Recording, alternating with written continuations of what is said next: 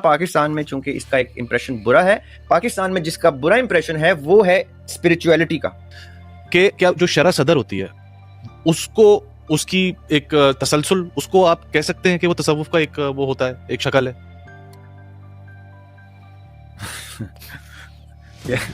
اچھا اینگل ہے یہ دیکھنے کا. اس اسٹیٹ کو اسٹیبلش کرنے کے تمام چارٹر تک دیا ہے. سورہ شورا جو ہے خوبصورت چیپٹر ہے قرآن پاک کا, لوگ اس کو جس سے ہم ڈیموکریسی نکال لیتے ہیں, ورڈ ٹو ورڈ ٹرانسلیٹ کر کے, جی جس سے ہم ڈیموکریسی نکال لیتے ہیں. جی جی جی ان 1.5 سال کی شہادتوں کا پھر اس کا مطلب ہے کریڈٹ ہم مفتی صاحب کے اوپر ڈالیں گے یا اسٹیٹ کے اوپر ڈالیں گے. Quick message before the video. سب سے پہلے آپ سب کا شکریہ جس نے بھی اس چینل کو سبسکرائب کیا ہے سپورٹ کرنے کے لیے. جس نے نہیں کیا ان کا بھی بہت شکریہ. سبسکرائب کر لیں تو اچھی بات ہے, بٹ اگر آپ جینوئنلی اس چینل کو سپورٹ کرنا چاہتے ہیں اور ایسے ہی انٹرسٹنگ بلاگز, کانورزیشنز اور پوڈ کاسٹ سنتے رہنا چاہتے ہیں تو ڈسکرپشن کے اندر ٹاپ پہ ایک لنک ہے, اس کو پلیز چیک آؤٹ کریں اور کھل کے سپورٹ کریں تاکہ میں زیادہ سے زیادہ اپنا ٹائم اس چینل کے لیے ڈیڈیکیٹ کروں اور اسی طرح کی کانورزیشنز اور ڈسکورس کو ہم اور مزید آگے بڑھائیں. Thank you so much in advance. اب چلتے ہیں آج کی ویڈیو کی طرف. جی السلام علیکم ایوری ون. آج میں جس شخصیت کے ساتھ موجود ہوں ان کی بڑی انٹرسٹنگ کانورزیشنز ہیں جس کو میں سنتا رہا ہوں کافی پچھلے عرصے سے میں نے, اور اسی سے انسپائر ہو کے میں نے سوچا کہ ان کو انوائٹ کروں اپنی پوڈ کاسٹ پہ. آج کچھ کرنٹ ایشوز ہیں اور کچھ فلسافیکل ایک دو آئیڈیاز ہیں جس کو میں چاہ رہا تھا کہ ذرا ڈیٹیل میں ڈسکس کیا جائے. میرے ساتھ موجود ہیں ذریعہ ہاشمی صاحب. السلام علیکم سر, کیسے ہیں آپ؟ وعلیکم السلام, الحمدللہ میں ٹھیک ہوں, آپ ٹھیک ہیں, خیریت سے ہیں؟ الحمدللہ سر. سب سے پہلے بہت بہت شکریہ سر ٹائم دینے کے لیے.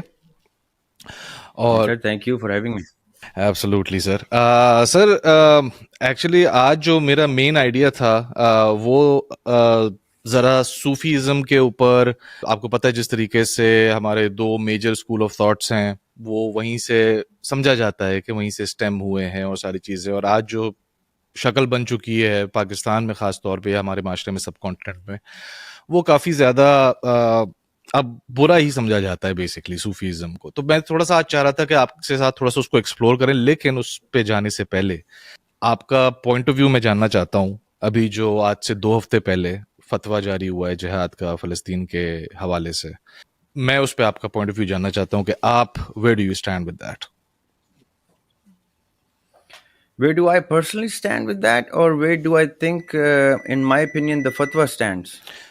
سب سے پہلے تو سر کہ where do the fatwa stands, اور ظاہر ہے کہ 2 ہفتے میں ابھی تک کوئی موومنٹ بھی نہیں ہوئی, تو how do you see this whole, اور پھر اس کے بعد میں آپ کی پرسنل اوپینین جاننا چاہتا ہوں. اچھا, میری پرسنل اوپینین یہ ہے کہ میں ایسے کسی فتوے سے یا اس وقت کے تمام فتاوی سے اپنے آپ کو ریلیٹ نہیں کر پاتا, کیونکہ میرے عقائد میں اجماع امت کی ڈیفینیشن ڈفرینٹ ہے جو بظاہر پریکٹس ہوتی ہے ان کمپیریزن ٹو دیٹ. میں فتاوی کو تب بائی ڈیفینیشن ایکسیپٹ کرتا ہوں ذاتی طور پہ جب فتاوی اجماع امت کی اس پروسیس پہ آتے ہوں جس پہ اجتہاد لاگو ہوتا ہو. یعنی میں اس دور کے فتوے کو اجتہاد کا قانون سمجھوں گا.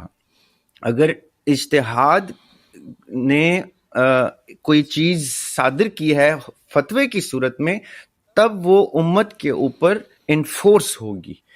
انفورس کرنا مفتی کا کام نہیں ہے, اس کا کام ہے فتویٰ دینا. انفورس کرنا مجتہد کا یا اجتہاد کرنے والوں کا کام نہیں ہے, کیونکہ ان کا کام ہے امت کو یکجا کرنا. انفورس کرنا اسٹیٹ کا کام ہے, اور وہ اسٹیٹ بائی ڈیفینیشن ایگزسٹ نہیں کرتی جو ہمارے فتاوی کو لا انفورسمنٹ لیجسلیشن کی طرح انفورس کر کے اس کو اس کی یوٹیلیٹی پریکٹیکل کر پائے, آج سے نہیں مدت سے. اس لیے میرے ساتھ اس کا ریلیشن شپ نہیں بنتا. یہ میرا personal one side of the answer to your question ہے. اوکے, دی ادر سائڈ میں نے اسی میں کوشش کی کہ میں یہ بتا دوں کہ میرے نزدیک اس فتوے کی ویلیو اس مدرسے سے ریلیٹڈ یا ان اشخاص سے ریلیٹڈ ہو سکتی ہے جو اس مفتی صاحب کو کی فقہ کے اوپر اپنے پریکٹس کو ترتیب دیتے ہیں. میں سمجھ سکتا ہوں کہ ان کے لیے یہ فتویٰ ویلیبل ہے اور اس کی یوٹیلیٹی ہے. جو اس سے ریلیٹڈ نہیں ہیں ان کے لیے اپنے مفتی کی ویلیو ہے. دس از ویئر اجتہاد بائی ڈیفینیشن کلیپسز بیکاز اجماع امت بائی مینز آف فتویٰ بھی ایگزسٹ نہیں کر رہے. مفتیان کی آپس میں یونٹی نہیں ہے. ایک مفتی ہی پیرلل میں اس فتوے کو نگیٹ کرنے کے لیے علی اعلان تیار ہیں اس وقت کہ ہم اس فتوے کو وہ ویلیو نہیں دیتے, ورنہ ان کے دیگر فتاوا کو بھی انفورس کرنا واجب ہو جائے گا ان کے اوپر. اگر وہ اس وقت ان کے جہاد کے فتوے کے ساتھ یونائٹ ہوں گے تو اس کو مشروط بنیادوں پہ یونائٹ کرنا پڑے گا ان کو. مثال کے طور پہ اگر یہ علماء دیوبند ایکچولی دارالعلوم کراچی کے ہیں, ہمارے مفتی تقی عثمانی صاحب, یہ وہ مدرسہ ہے جو ان کے والد صاحب شفیع عثمانی صاحب نے بنایا تھا پاکستان میں. جب یہ پارٹیشن کے بعد مائیگریٹ ہوئے ہیں دیوبند سے جتنے بھی علماء, وہ پھر دارالعلوم دیوبند سے ایسوسیشن کے ساتھ درس نظامی کو ہی اپلائی کرتے ہیں دارالعلوم کراچی میں, اور وہی جامعہ بنوریا میں بھی اسی کورس کو انکارپوریٹ کیا جاتا ہے, جو دونوں بنیادی طور پہ مختلف مدارس ہیں لیکن ایک ہی اسکول کو فالو کرتے ہیں. اب جو دیوبند سے ریلیٹڈ لوگ ہیں وہ باقاعدہ طور پہ مفتی تقی عثمانی ہوں یا اس وقت اس منہج کے ایز اسپوکس پرسن کوئی بھی ہوں بائی ڈیفینیشن, تو ان کی ان کی پریکٹس ان کے فتوے پہ ترتیب ہوگی, سمجھ میں آتی ہے. میرا کیونکہ ان کے ساتھ وہ بالواسطہ تعلق نہیں ہے تو میرے اوپر وہ فتویٰ اس طرح سے اپلائی ہوگا ہی نہیں. یہ الگ بات ہے کہ میں اس فتوے کو ایک اچھا سٹیپ سمجھوں کہ کفر ٹوٹا خدا خدا کر کے, کہ آخر کار وہ فتویٰ آ ہی گیا جو 1 سال 1.5 سال کی جنگ میں 1.5 سال کے شہداء کے مرنے کے بعد صادر ہوا. میرا تو سوال بڑا عاجزانہ سا سوال ہے کہ ان 1.5 سال کی شہادتوں کا پھر اس کا مطلب ہے کریڈٹ ہم مفتی صاحب کے اوپر ڈالیں گے یا اسٹیٹ کے اوپر ڈالیں گے کہ یہ جہاد ڈکلیئر ہوتے ہوتے جو شہادتیں ہوئیں اس کا ذمہ دار کون ہے پھر لیٹ کرنے کے اندر. اچھا تو جی justice delayed is justice denied. So we will start from the first death of this incident 7th of October. اب 25 آ گیا. اب ان 1.5 سالوں میں وہ پہلے شہید سے پھر یہ اکاؤنٹیبل ہو جاتے ہیں. یہ میرا خیال ہے یہ فتویٰ دینے سے پہلے تھوڑا سا یہ ان کو نظر ثانی کرنی چاہیے تھی اس کے اوپر. تو ذریعہ صاحب آپ نے اب تھوڑا سا, میں خود بھی کنفیوز ہو گیا اور ایم پریٹی شور سننے والے ہیں وہ بھی تھوڑا سا کنفیوز ہو گئے ہوں گے اس چیز کے اوپر. آپ کا یہ کہنے کا جب آپ بولتے ہیں کہ میرے اوپر اس طرح بالواسطہ تعلق نہیں ہے, تو آپ کا اس سے مطلب کیا کہ آپ پرسنلی اپنی بات کر رہے ہیں یا آپ عوام کے پرسپیکٹو سے بات کر رہے ہیں؟ نہیں میں بالکل ذاتی طور, میں نے اسی آپ سے کہا پرسنلی. میں نے سوال کے شروع میں آپ سے پوچھا تھا کہ پرسنلی میں نے, اور یہ بھی آپ کو بتا دیا کہ کون بالواسطہ وابستہ ہیں, وہ دیوبند والے ہیں.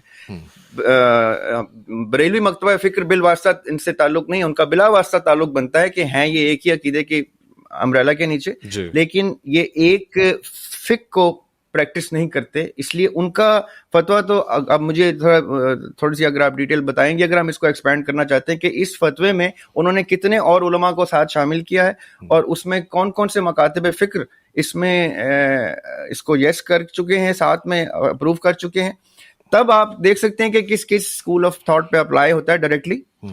ادروائز انڈائریکٹلی یہ مسلمانوں پہ اپلائی ہوتا ہے.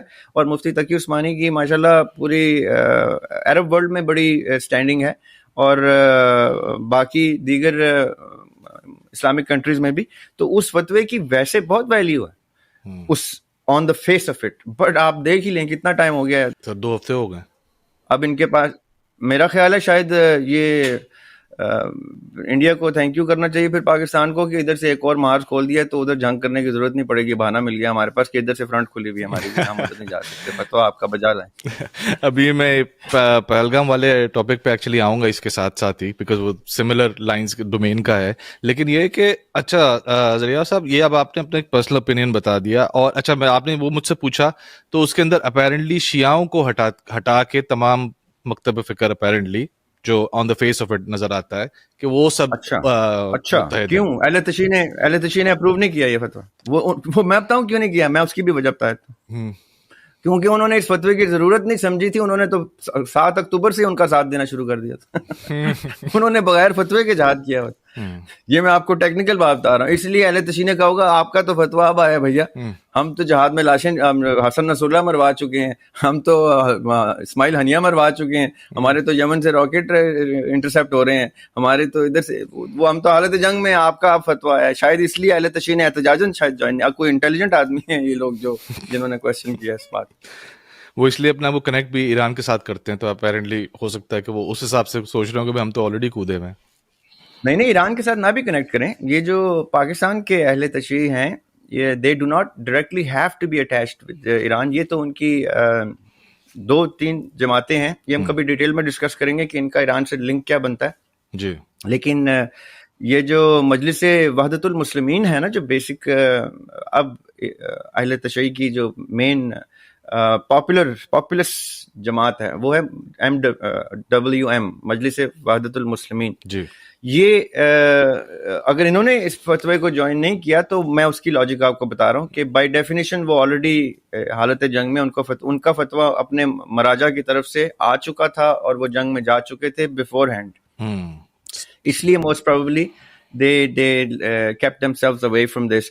اور سیکنڈلی بائی ڈیفینیشن پاکستان کی اسٹیٹ جو ہے وہ ان سب کو انڈیپینڈنس دیتی ہے ود ان دیئر آٹونومس رکھتی ہے ریلیجس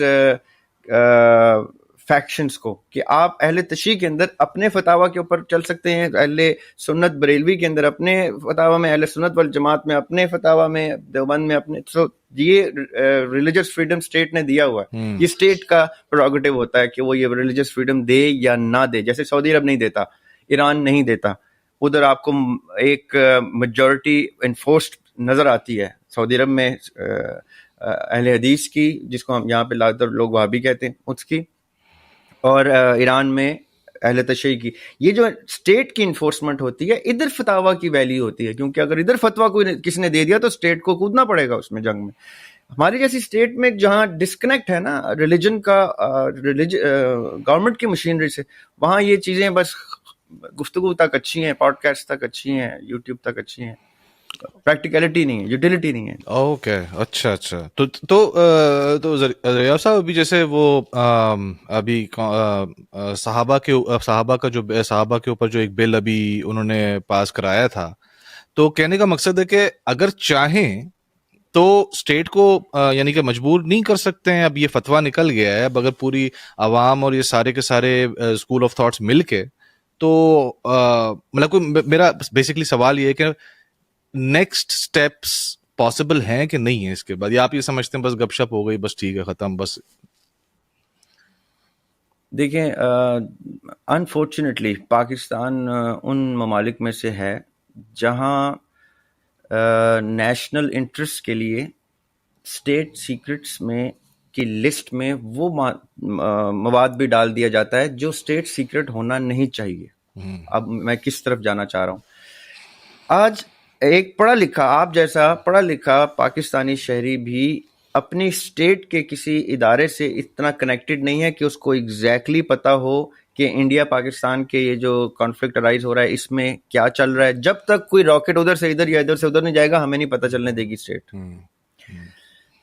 پھر پاکستان کا اس 1.5 سال کے اندر فلسطین کے اور اسرائیل کے ساتھ کیا سٹینس ہے, گورنمنٹ نے ایک رتی برابر وہ پتہ چلنے نہیں دی. کوئی آفیشیل ایسا چینل پورٹل نہیں ہے جہاں سے اسٹیٹ اپنے باشندوں کو باخبر رکھے کہ یہ ہمارا سٹینس ہے, یہ ہماری ایکٹیویٹیز ہیں, اور اس کے پیچھے یہ فلاں نیشنل انٹرسٹ چھپا ہوا ہے, اس لیے ہم آپ کو بتا رہے ہیں. اس سے زیادہ ہم آپ کو نہیں بتا سکتے اس کی ڈیٹیلز, کیونکہ وہ اسٹیٹ سیکرٹس کی ڈیفینیشن میں آ جاتے ہیں. یہاں تک آپ کو پتا ہونا چاہیے, آپ مطلع رہیں کہ اگر پاکستان کسی بھی موقع پہ کسی بھی صورت میں گوریلا وارفیئر میں, ڈائریکٹ بیٹل فیلڈ میں, ایئر اسٹرائک میں کسی طرح میں جائن لگائے تو اپنے باشندوں کو پہلے سے مینٹلی پریپیئر کیا ہو. یہ تب پاسبل ہوتا ہے جب آپ نے باقاعدہ ایک باپ کی طرح اسٹیٹ نے اپنے باشندوں کی پرورش کی ہو, اور باپ جانے سے پہلے محاذ پہ یا دنیا سے جانے سے پہلے تیار کر کے جائے اپنے بچوں کو کہ this is what you are looking at children, so the minute I pass away this is how you're going to manage things, جیسے اصولاً ہونا چاہیے. یہ جو اتنے بڑے بڑے ڈسکنیکٹس ہیں ہمارے, اور اتنا انتشار ہے تخیل کا انتشار ہے جو آپس میں، وہ ٹوٹی پھوٹی اسٹیٹس میں یہ گفتگو مجھے نہیں سمجھ آتی کہ اس کی کوئی پریکٹیکل ویلیو بھی ہے جو ہم کر رہے ہیں اس گفتگو کی. یہ ہم ڈرائنگ روم ڈسکشنز ہیں، یہ they do not practically apply on states like Pakistan. We can talk about better civilisations for that. صحیح ہے، صحیح ہے. اچھا چلیں اس سے اب آگے بڑھتے ہیں. ذریعہ صاحب، اب جو مین ٹاپک تھا اس پوڈ کاسٹ کا، جو کہ میں تھوڑا صوفیزم کے اوپر آنا چاہتا ہوں اور سمجھنا چاہتا ہوں آپ سے، کیونکہ ابھی تک جتنی بھی آپ کو پتہ ہے، جتنا بھی فرقے بنے ہوئے ہیں پاکستان کے اندر جو بھی ہیں، وہ سارے کے سارے کہ جی چشتی رسول اللہ ہو گیا، تو تھانوی رسول اللہ ہو گیا.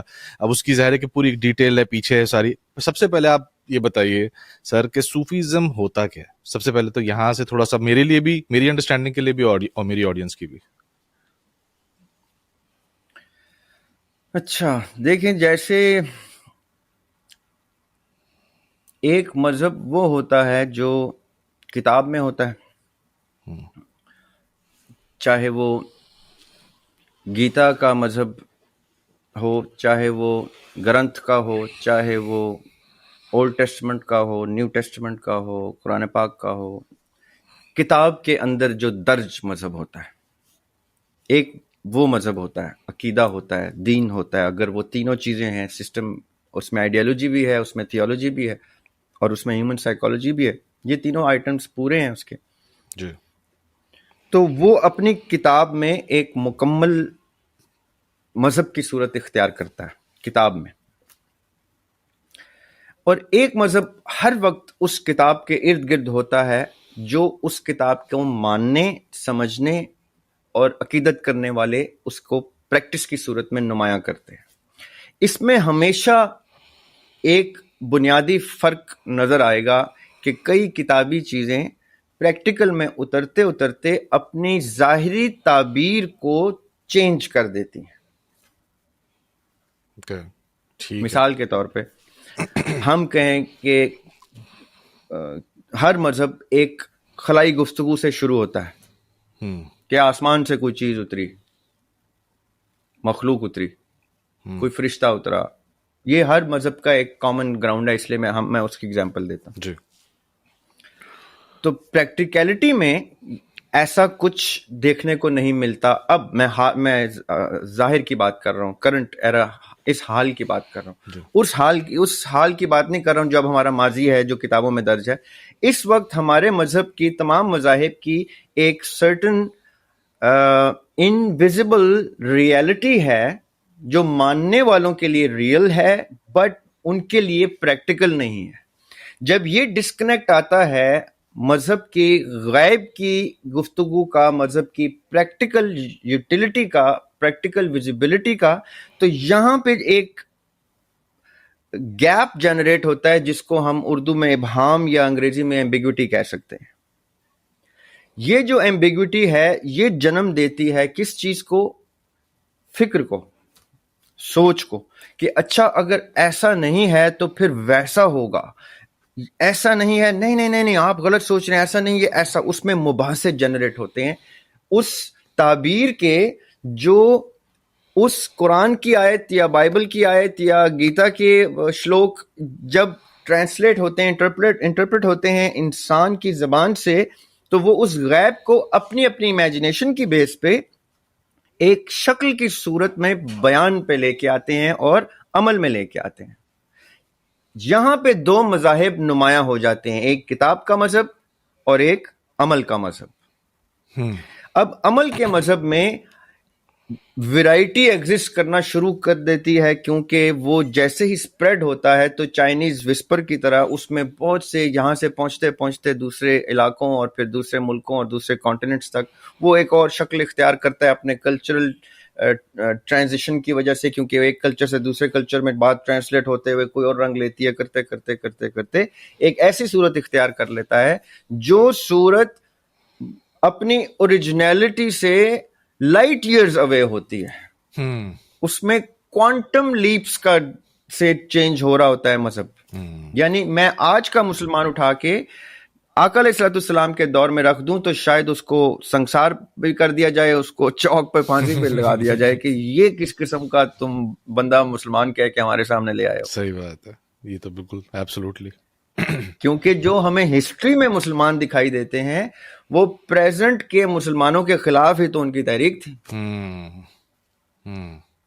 اب میں یہ آپ سے کیوں کہہ رہا ہوں, یہ جو سفر ہم نے طے کیا ہے فکر کا, سوچ کا, یہ جس ایمبیگوٹی میں ہم نے ٹریول کیا ہے, اس ایمبیگوٹی کو میری ذاتی سمجھ بوجھ کے مطابق ان باطنی علوم کا ظاہر کہتے ہیں جو ہسٹری کی وجہ سے بھی باطن ہے. مجھے تو نہیں پتا نا, میں کتاب میں ہی دیکھ کے ہسٹری پڑھ سکتا ہوں, میری تو نظر سے اوجھل ہے, باطن ہے جی.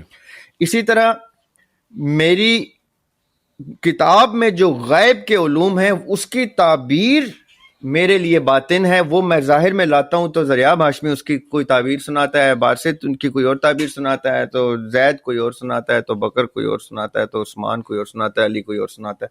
This is how the variation of the interpretation of a theory changes into practicality. This is how I see it. اس لیے میں اس کو باطنی علوم کہتا ہوں, hidden knowledge. اب ہڈن نالج ذریعہ ہاشمی کے لیے کچھ اور ہے, ہڈن نالج غزالی کے لیے کچھ اور ہے, ابن رشد کے لیے کچھ اور ہے, ابن خلدون کے لیے کچھ اور ہے. یہ ویریشن ہے جو ہر شخص نے اپنے اپنے رنگ میں نمایاں کی. اس کو پھر آج کے دور میں تصوف کی باقاعدہ اصطلاح کی صورت میں ہم نے ایجاد کر لیا.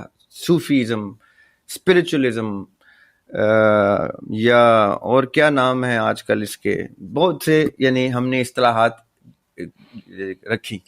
لیکن جو چیز بھی باطنی علوم کے اوپر مبنی ہے میں اس کو دو صورتوں میں تقسیم کرتا ہوں. ایک میرا باطن میرا نفس ہے جو میری آنکھوں سے اوجھل ہے, اور ایک میری باطن میری روح ہے جو میری آنکھوں سے اوجھل ہے.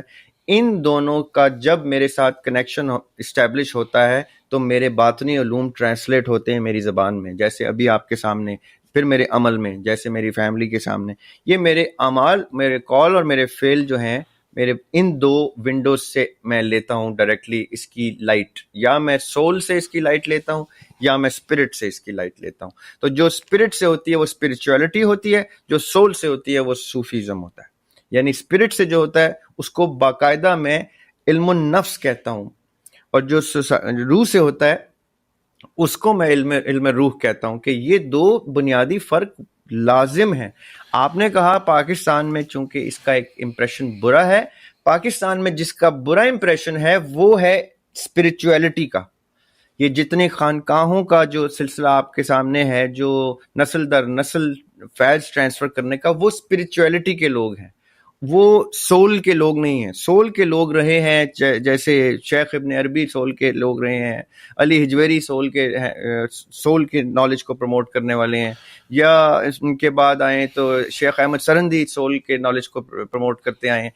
جو پیرلل میں سلسلے چلتے آئے ہیں, نقش بندی, قادریہ, یہ ہیں وہ اسپرچولیٹی کی اٹ موسٹ اسٹیج کو اچیو کرنے والے لوگ, by cleansing their spiritual side and opening the window of knowledge coming from the spirituality, and by cleansing their heart, جو soul سے جنہوں نے knowledge لیا, وہ میں نے اب دوسرے نام آپ کو حسن بصری سے شروع ہوتے ہیں رابعہ بصری تک, تو یہ سارے سلسلے آتے ہیں. Sorry to cut you off ذریعہ بھائی, اب اس میں دو تین سوالات میرے آپ کی پوری کانورزیشن سے نکلے. ایک تو ابھی فوری ہے تو میں فوری آپ نے ابھی اسپرٹ اور سول نارملی انٹرچینجبلی استعمال کیا جاتا ہے, تو یہ ذرا جو اسپرٹ اور سول کا کیا مطلب فرق کیا ہے دونوں کے بیچ میں, جو آپ نے بولے دو الگ الگ چیزیں. جی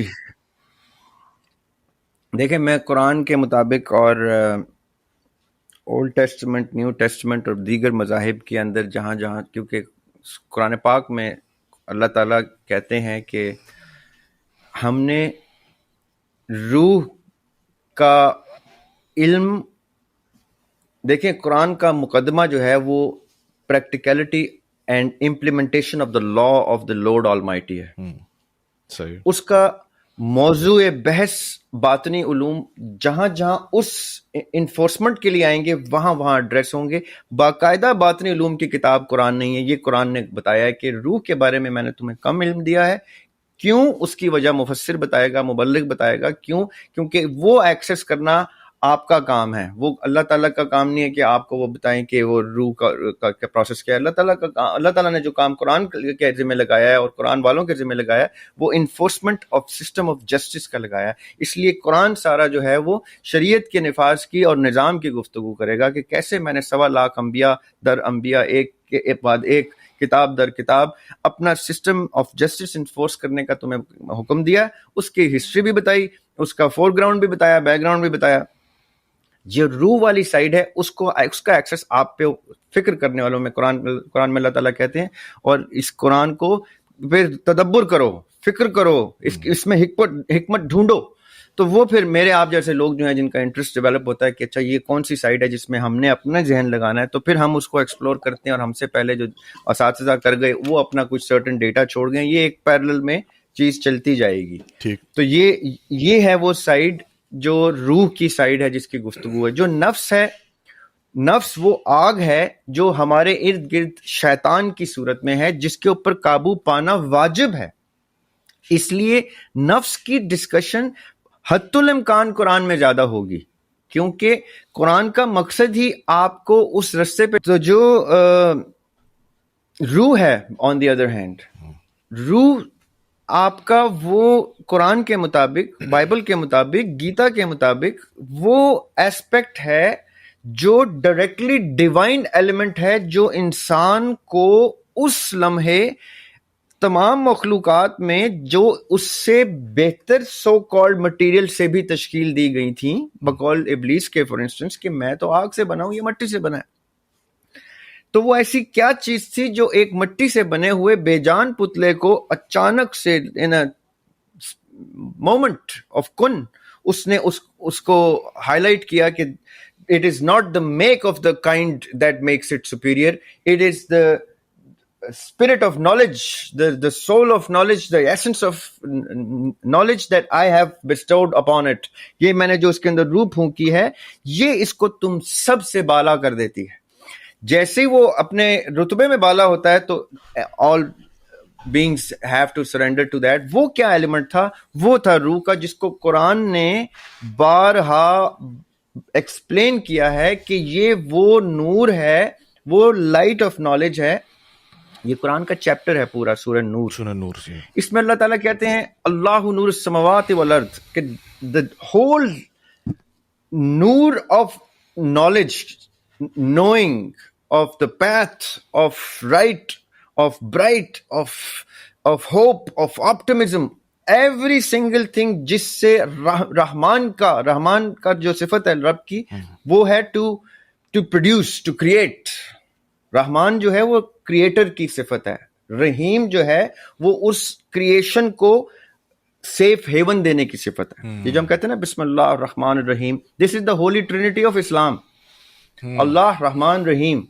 دا ہولی ٹرینٹی آف کرسچن کیا ہے؟ God, Jesus and the holy ghost. The holy trinity of Hinduism کیا ہے؟ Trimurti. The holy trinity of Buddhism کیا ہے؟ آتما، برahman اور موکشا for instance, the exit, rejuvenation. یا ڈاؤزم میں چلے جائیں، کسی بھی ریلیجن میں چلے جائیں، وہ ایک ٹرائیپوڈ ریلیشن شپ کے اوپر اسٹیبلش کرتے اپنا تھرون. اس کا جو ڈیٹی ہے، اس کا جو خدا ہے، وہ ادھر اس عمارت پہ ہے جس عمارت کے یہ پلرز ہیں 3. تو جو رحمان کی صفت ہے وہ ہے کریٹ کر دینا، کن. دس از دا رحمان صفت.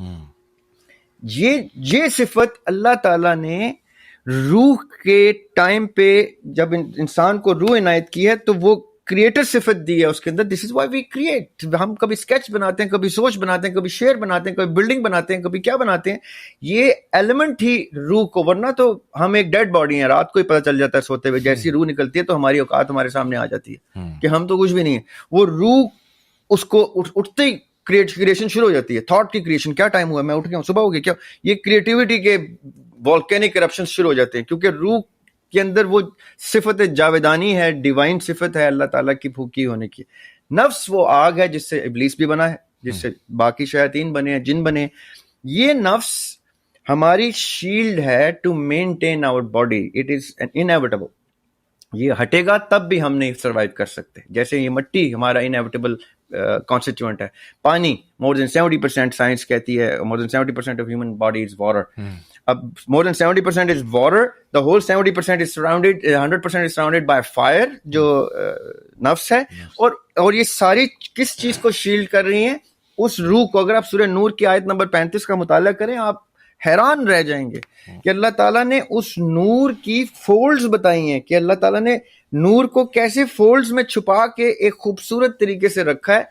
और फिर उसी आयत में वो अल्लाह ताला कहते हैं नूरुन अला नूर, and when the light of the हिदायत, उस पूरी आयत का है कि फिर अल्लाह ताला उसको हिदायत देता है जिसको वो चाहता है, कि ये शील्ड्स ब्रेक होती हैं और रूह का नूर गॉड की हिदायत की रोशनी से ऐसे जाके मिलता है, and then we are enlightened.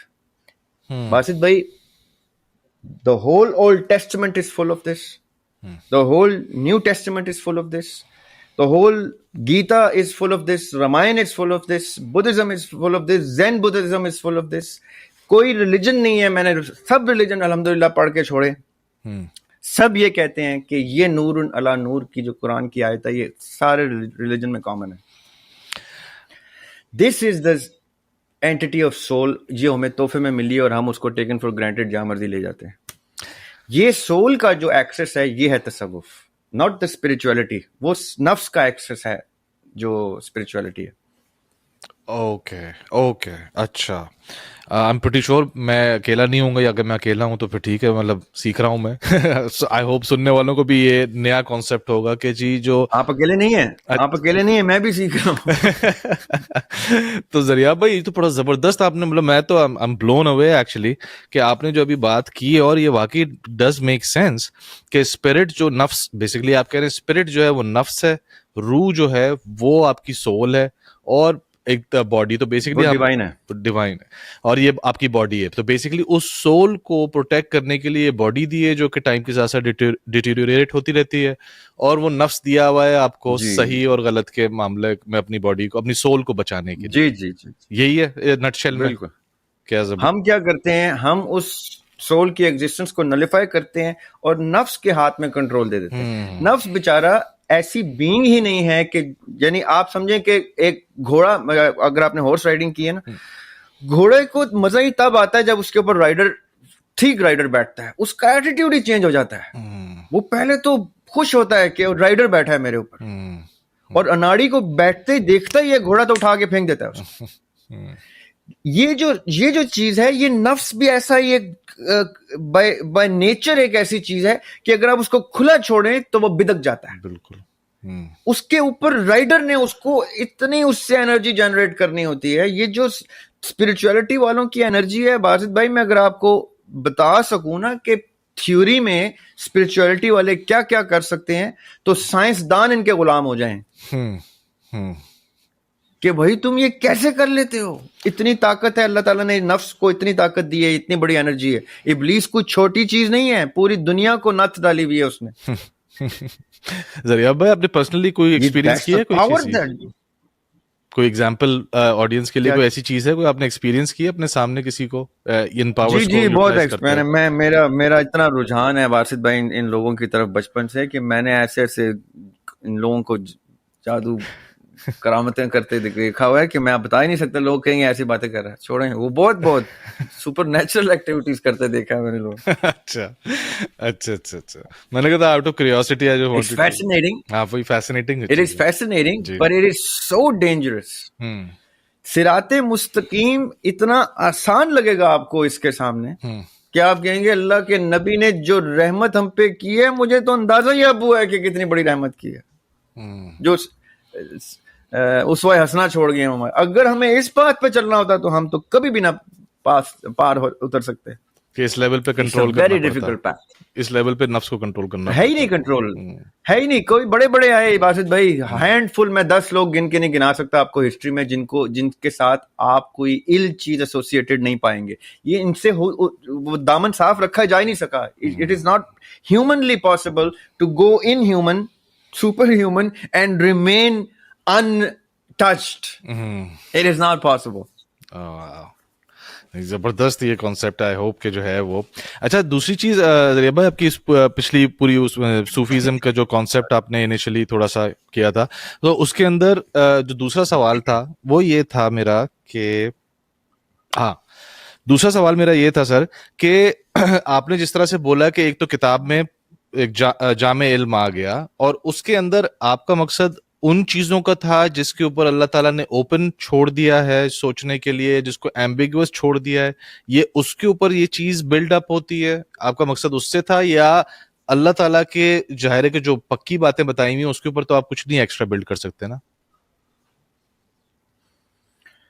یہ اچھا سوال ہے آپ کا. دیکھیں قرآن پاک میں نا دو ایسے بیسک علوم ہیں out of the many according to علامہ سیوطی around 100 علوم of Quranic language, the whole Quran context میں انہوں نے 100 کے قریب علوم آئیڈینٹیفائی کیے ہیں. علامہ سیوطی نے, ان کی کتاب ہے الاتقان, پڑھنے سے تعلق رکھتی ہے, اس میں انہوں نے وہ اوور 80 علوم سٹیپ بائی سٹیپ بتائے ہیں. اسی طرح شاہ ولی اللہ نے قرآن پاک کو 5 بیسک کلاسیفیکیشنز میں ڈالا ہے. اس میں سے 2 کلاسیفیکیشنز ابھی ہمارے زیر بحث ہیں جو آپ گفتگو کر رہے ہیں, جو آپ کا سوال ہے. ایک ہے محکمات, جس میں تمام احکامات صادر کیے گئے ہیں, کمانڈمنٹس, اس میں گنجائش نہیں ہے چھوٹ کی یا تعویل کی یا توجیہ کی, کوئی گنجائش نہیں, وہ ڈائریکٹ ایز از ماننے ہیں, اس لیے ان کو کمانڈمنٹس کہہ دیا گیا. صحیح. وہ ان محکمات میں بحث نہیں ہے, گنجائش ہی نہیں ہے. جو بحث کرتے رہے ہیں over the years in century in our history, centuries ago, جو جہاں بحث ہوئی ہے اس کا کوئی نتیجہ نہیں نکلا, سر تسلیم خم کرنا پڑا ہے محکمات پہ انسان کو. یہاں پہ کوئی گنجائش نہیں ہے. یہاں پہ ریلیجن کے جو فنڈامنٹلز ہیں وہ ویری بلیک اینڈ وائٹ پائے جاتے ہیں, بہت حد تک. گرے اس میں اگر ہے بھی تو صرف اور صرف اس کی امپلیمنٹیشن کے پروسیس کے کچھ تھوڑی سی ڈفرنس کا ہے, لیکن بائی لا وہ لا ایگزسٹ کرتے ہیں, سب اس کو تسلیم کرتے ہیں, جس کو حدود و قیود کہتے ہیں تمام مذاہب کی. سزا جزا کا کانسیپٹ جو انصاف کا, جسٹس کا ہے, وہ ہے محکمات میں. نماز بھی اسی میں آتی جو ہے باقی کا قرآن پاک ہے, سوری نماز بھی اسی میں آتی ہے ذریعہ بھائی, یا میں صرف کلیئرٹی کے لیے پوچھ رہا تھا کہ جو سننے والوں کو کلیئرٹی ملے کہ نماز اور یہ ساری چیزیں محکمات میں آ جاتی ہیں. جی تمام عبادات, صحیح, تمام عبادات, تمام laws to be enforced by the state, state establishment itself, کہ اسٹیٹ کو کیسے اسٹیبلش کرنا ہے, اس اسٹیٹ کو اسٹیبلش کرنے کے تمام چارٹر تک دیا ہے. سورہ شورا جو ہے خوبصورت چیپٹر ہے قرآن پاک کا, لوگ اس کو جس سے ہم ڈیموکریسی نکال لیتے ہیں, ورڈ ٹو ورڈ ٹرانسلیٹ کر کے, جس سے ہم ڈیموکریسی نکال لیتے ہیں. جی جس سے ایک اسکول ڈیموکریسی نکالنے کی گنجائش بناتا ہے, جو بھی وہ کسی دن وہ اس کو ڈسکس کریں گے کیسے بناتا ہے اور کیسے میرے اندازے میں وہ غلط ہے, میں غلط سمجھتا ہوں اس کو.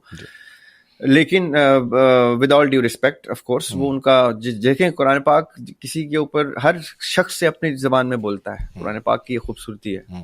وہ مولا علی کا قول ہے کہ جب میں چاہتا ہوں کہ میں اللہ تعالیٰ سے گفتگو کروں تو میں نماز پڑھتا ہوں, یعنی my side of the dialogue, my monologue. اور جب میں چاہتا ہوں اللہ تعالیٰ مجھ سے بات کرے تو میں قرآن پڑھتا ہوں. So the lord side of the answer to the question that you put forth in your prayers. نماز میں جو آپ نے پوچھے, نماز میں پوچھیں, قرآن میں جواب لیں. یہ اللہ تعالیٰ کے یہ اتنے خاص آدمی ہیں مولا علی, انہوں نے یہ ہمیں بتا دیا, رائٹ. صحیح ہے. اب میرے سوال کا اسی قرآن سے جواب نکلنا ہے جو آپ کے سوال کا نکلنا ہے, اور جو اربوں کا نکلنا ہے, جو ابھی تک اربوں لوگ آ کے جا چکے اور آئیں گے, انہی چیپٹرز میں سے اتنے عرب لوگوں کا, بلینز کا سوال کا جواب نکلنا ہے. صحیح. اس کا مطلب کیا ہے؟ Quran knows how to speak the language of billions of people on any given day, right. اس لیے انہی 114 چیپٹرز نے جب اتنے بلینز کے جواب دینے ہیں نسل در نسل اور تا قیامت دیتے رہنا ہے, تو اس کی جواب لازماً مختلف زبان میں ٹرانسلیٹ ہوں گے اس کے لسنر کو, based on the circumstances of growth of that person when that person is getting the answer. میں آج 2025 میں قرآن پاک کو جب پڑھتا ہوں تو مجھ سے وہی آیت اور زبان میں گفتگو کرتی ہے, جبکہ سن 2000 میں وہی آیت مجھ سے اور زبان میں گفتگو کرتی تھی, اور اس سے پیچھے چلے جائیں 20 سال تو اور گفتگو کرتی تھی. اس کا مطلب کیا ہے کہ قرآن اتنا زندہ کلام ہے کہ وہ مجھے میرے شعور کے مطابق گفتگو کرتا ہے مجھ سے. یہ آپ سمجھیے گا میں آپ کو کہاں لے کے جا رہا ہوں اس بات سے. جہاں جہاں محکمات ہوں گے وہاں سبمیشن اور سرنڈر ہے. جہاں جہاں محکمات نہیں ہیں وہاں قرآن کی اور میری بانڈنگ مجھے میرے اوپر میری انٹرپریٹیشن پہ لے کے چلے گی. یہ آپ سمجھیے گا. یعنی لاز سب نے ابائڈ کرنے ہیں کیونکہ لاز بینڈ کرنا صرف لا کے کریٹر کے پاس ہوتا ہے. No one is above the law other than the creator of the law. یعنی سپریم کورٹ کسی کو بری کر دے تو کر دے, سپریم کورٹ کے نیچے جو انصاف لینے آیا ہے وہ سپریم کورٹ کا تابع ہے.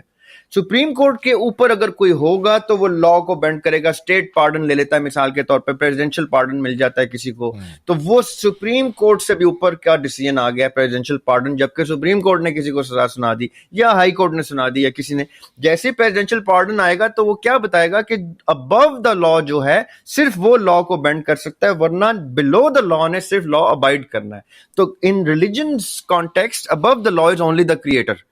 تو اس لیے لاز کی امپلیمنٹیشن میں ابہام کی ایمبیگوٹی کی گنجائش نہیں ہے. ٹھیک. جیسے ہی باقی کا قرآن پاک آپ کے سامنے آتا ہے تو ایک دم سے آپ کو بریدنگ سپیس ملتی ہے کہ یہاں تو اللہ تعالیٰ مجھ سے میری زبان میں مخاطب ہیں, کیونکہ وہ میری نرشمنٹ کر رہے ہیں, مجھے گرو کر رہے ہیں, میرے وزڈم کو, میرے انٹلیکٹ کو. وہاں میری اور آپ کی تعبیر میں زمین آسمان کا فرق بھی آ جائے گا, اس کی گنجائش ہے. Okay. although there is a school, دیکھیں یہ مختلف سکولز ہیں. اب یہ تھوڑی سی لمبی ہو جائے گی بات, نہیں سر, لیکن جو جب دین کے اندر گنجائش آنا شروع ہوئی, یہ دور تھا کربلا کے بعد کا. بس کربلا سے پہلے تک اور ریلیجن تھا, کربلا کے بعد اچانک سے دین کے ماننے والے یتیم ہو گئے. کیوں؟ کیونکہ جس گھر سے وہ دین کی تعبیر لیتے تھے اس گھر کو ہی گرا دیا گیا سب کی آنکھوں کے سامنے. بالکل. اور جو رہ گئے ان کو وہ منتشر ہو گئے. اب ایک دم سے روم بنا سوچنے کا کہ اب کیا کیا جائے. یہاں سے جب وہ کہتے ہیں نا شعر کا دوسرا مصرع ہے, اسلام زندہ ہوتا ہے ہر کربلا کے بعد, وہ مطلب کیا ہے اس بات کا کہ اب یہاں سے پہلا نیوکلیر ایکسپلوژن ہوتا ہے حسین علیہ السلام کی شہادت سے. Religion blast into a bigger framework all together. یہ ہے 7th century آف ہجرت آف دا پروفیٹ صلی اللہ علیہ وسلم. جی. Sorry 7th century of regular جو کیلنڈر, دا کرسچن ایرا, جس کو اب ہم CE کہتے ہیں, AD.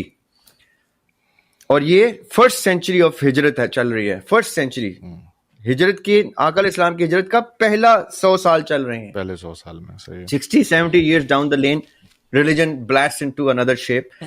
یہ ہے وہ ایرا جہاں سے یہ آپ کے امام ابو حنیفہ, امام جعفر صادق, امام مالک, امام شافی, یہ وہ چین اسٹیبلش کرتے ہیں. اب چاروں نے مختلف, یہ امام اربع جیسے اہل سنت میں امام اربع ہیں یہ چار, امام احمد بن حنبل, امام شافی, امام ابو حنیفہ, امام مالک. اسی طرح 4 فقہائے اربع ہیں اہل تشیع کے. اسی طرح 4 فقہائے اربع ہیں اہل تصوف کے. یہ حسن بصری سے چلتے آ رہے ہیں, جو حسن بصری مولا علی کے پاس ایز انفنٹ پرورش لے کے گئے ہیں. ان کے بعد یہ رابعہ بصری آئی ہیں جو ایک ہی آلموسٹ ایرا میں ایک ملاقات بھی ہے ان کی آپس میں کوئنسیڈنٹل سی. اس کے بعد ایک چین ادھر سے آ رہی تھی تصوف کی, ایک چین آ رہی تھی اہل بیت کی, ایک چین آ رہی تھی اہل بیت کے ماننے والے اہل تشیع کی, ایک چین آ رہی تھی اہل سنت کی. اہل سنت کون؟ جو اہل سنت والجماعت کا کانسیپٹ اسٹیبلش ہوتا مولا علی کے دور میں, وہ اہل سنت والجماعت کے لوگ تھے. یہ 3-4 سکولز حسین علیہ السلام کی شہادت کے فوراً بعد ایکسپینڈ ہوتے ہیں, بلاسٹ ہوتے ہیں انٹو 5-6 مکاتب فکر. ذریعہ بس سوری ایک سیکنڈ, اس وقت بڑی گنجائش ہے. ایک سیکنڈ. تو یہ یعنی کہ اس کا جو یعنی کہ یہ جو آپ نے جس طرح سے بھی بتایا ڈفرینٹ اسکول آف تھاٹس, یعنی کہ یہ اس وقت تک قائم تو ہو چکے تھے, مطلب ایک بہت ہی پری میچور شکل میں موجود ہو گئے, مطلب بن ٹائم چکے ہو رہے تھے, پری میچور سی شکل ہو تھی. رہے تھے. دیکھیں اس ٹائم نا, اس ٹائم جیسے ہٹلر نے جب جرمنی کو کلینزنگ شروع کی تھی نا, ethnic cleansing of the Jews, جی ہولوکاسٹ, اس ٹائم اس نے سب سے پہلے کہا تھا کہ مجھے سب سے پہلے پڑھے لکھے جوز قتل کرنے ہیں. آئنسٹائن بھاگا تھا, امریکہ نے پناہ دی تھی, کیونکہ آئنسٹائن سے بڑا کون پڑھا لکھا آدمی تھا جو ڈینجر تھا ہٹلر کے لیے, کیونکہ یہ لوگ فکری نشوونما کر رہے ہوتے ہیں رعایا کی, عام عوام کی, میسز کی. آئنسٹائن بھاگا, سارے جتنے ڈاکٹرز کو اس نے پکڑ لیا, اسیر کر لیا, ڈاکٹرز کو کنسنٹریشن کیمپ میں ڈال کے کہا تھا بچے جوڑو آپس میں, سی دو ان کو, یہ کرو, اور الٹے سیدھے تجربے شروع کر دی. اسی طرح ایتھنک کلینزنگ ہو رہی تھی حسین علیہ السلام کے دور میں فالوورز آف دا پروفٹ صلی اللہ علیہ وسلم کی. لٹرلی واقعہ ہررا, خانہ کعبہ میں آگ لگی ہے, گھوڑے گدھے وہاں پہ باندھے گئے ہیں, رات 3 دن وہاں پہ گھوڑے گدھے جو ہیں وہ لٹر کرتے رہے ہیں خانہ کعبہ میں. یہ کیوں نہیں بتائی جاتی بات؟ آگ لگائی ہے اس نے خانہ کعبہ. صحیح بات ہے.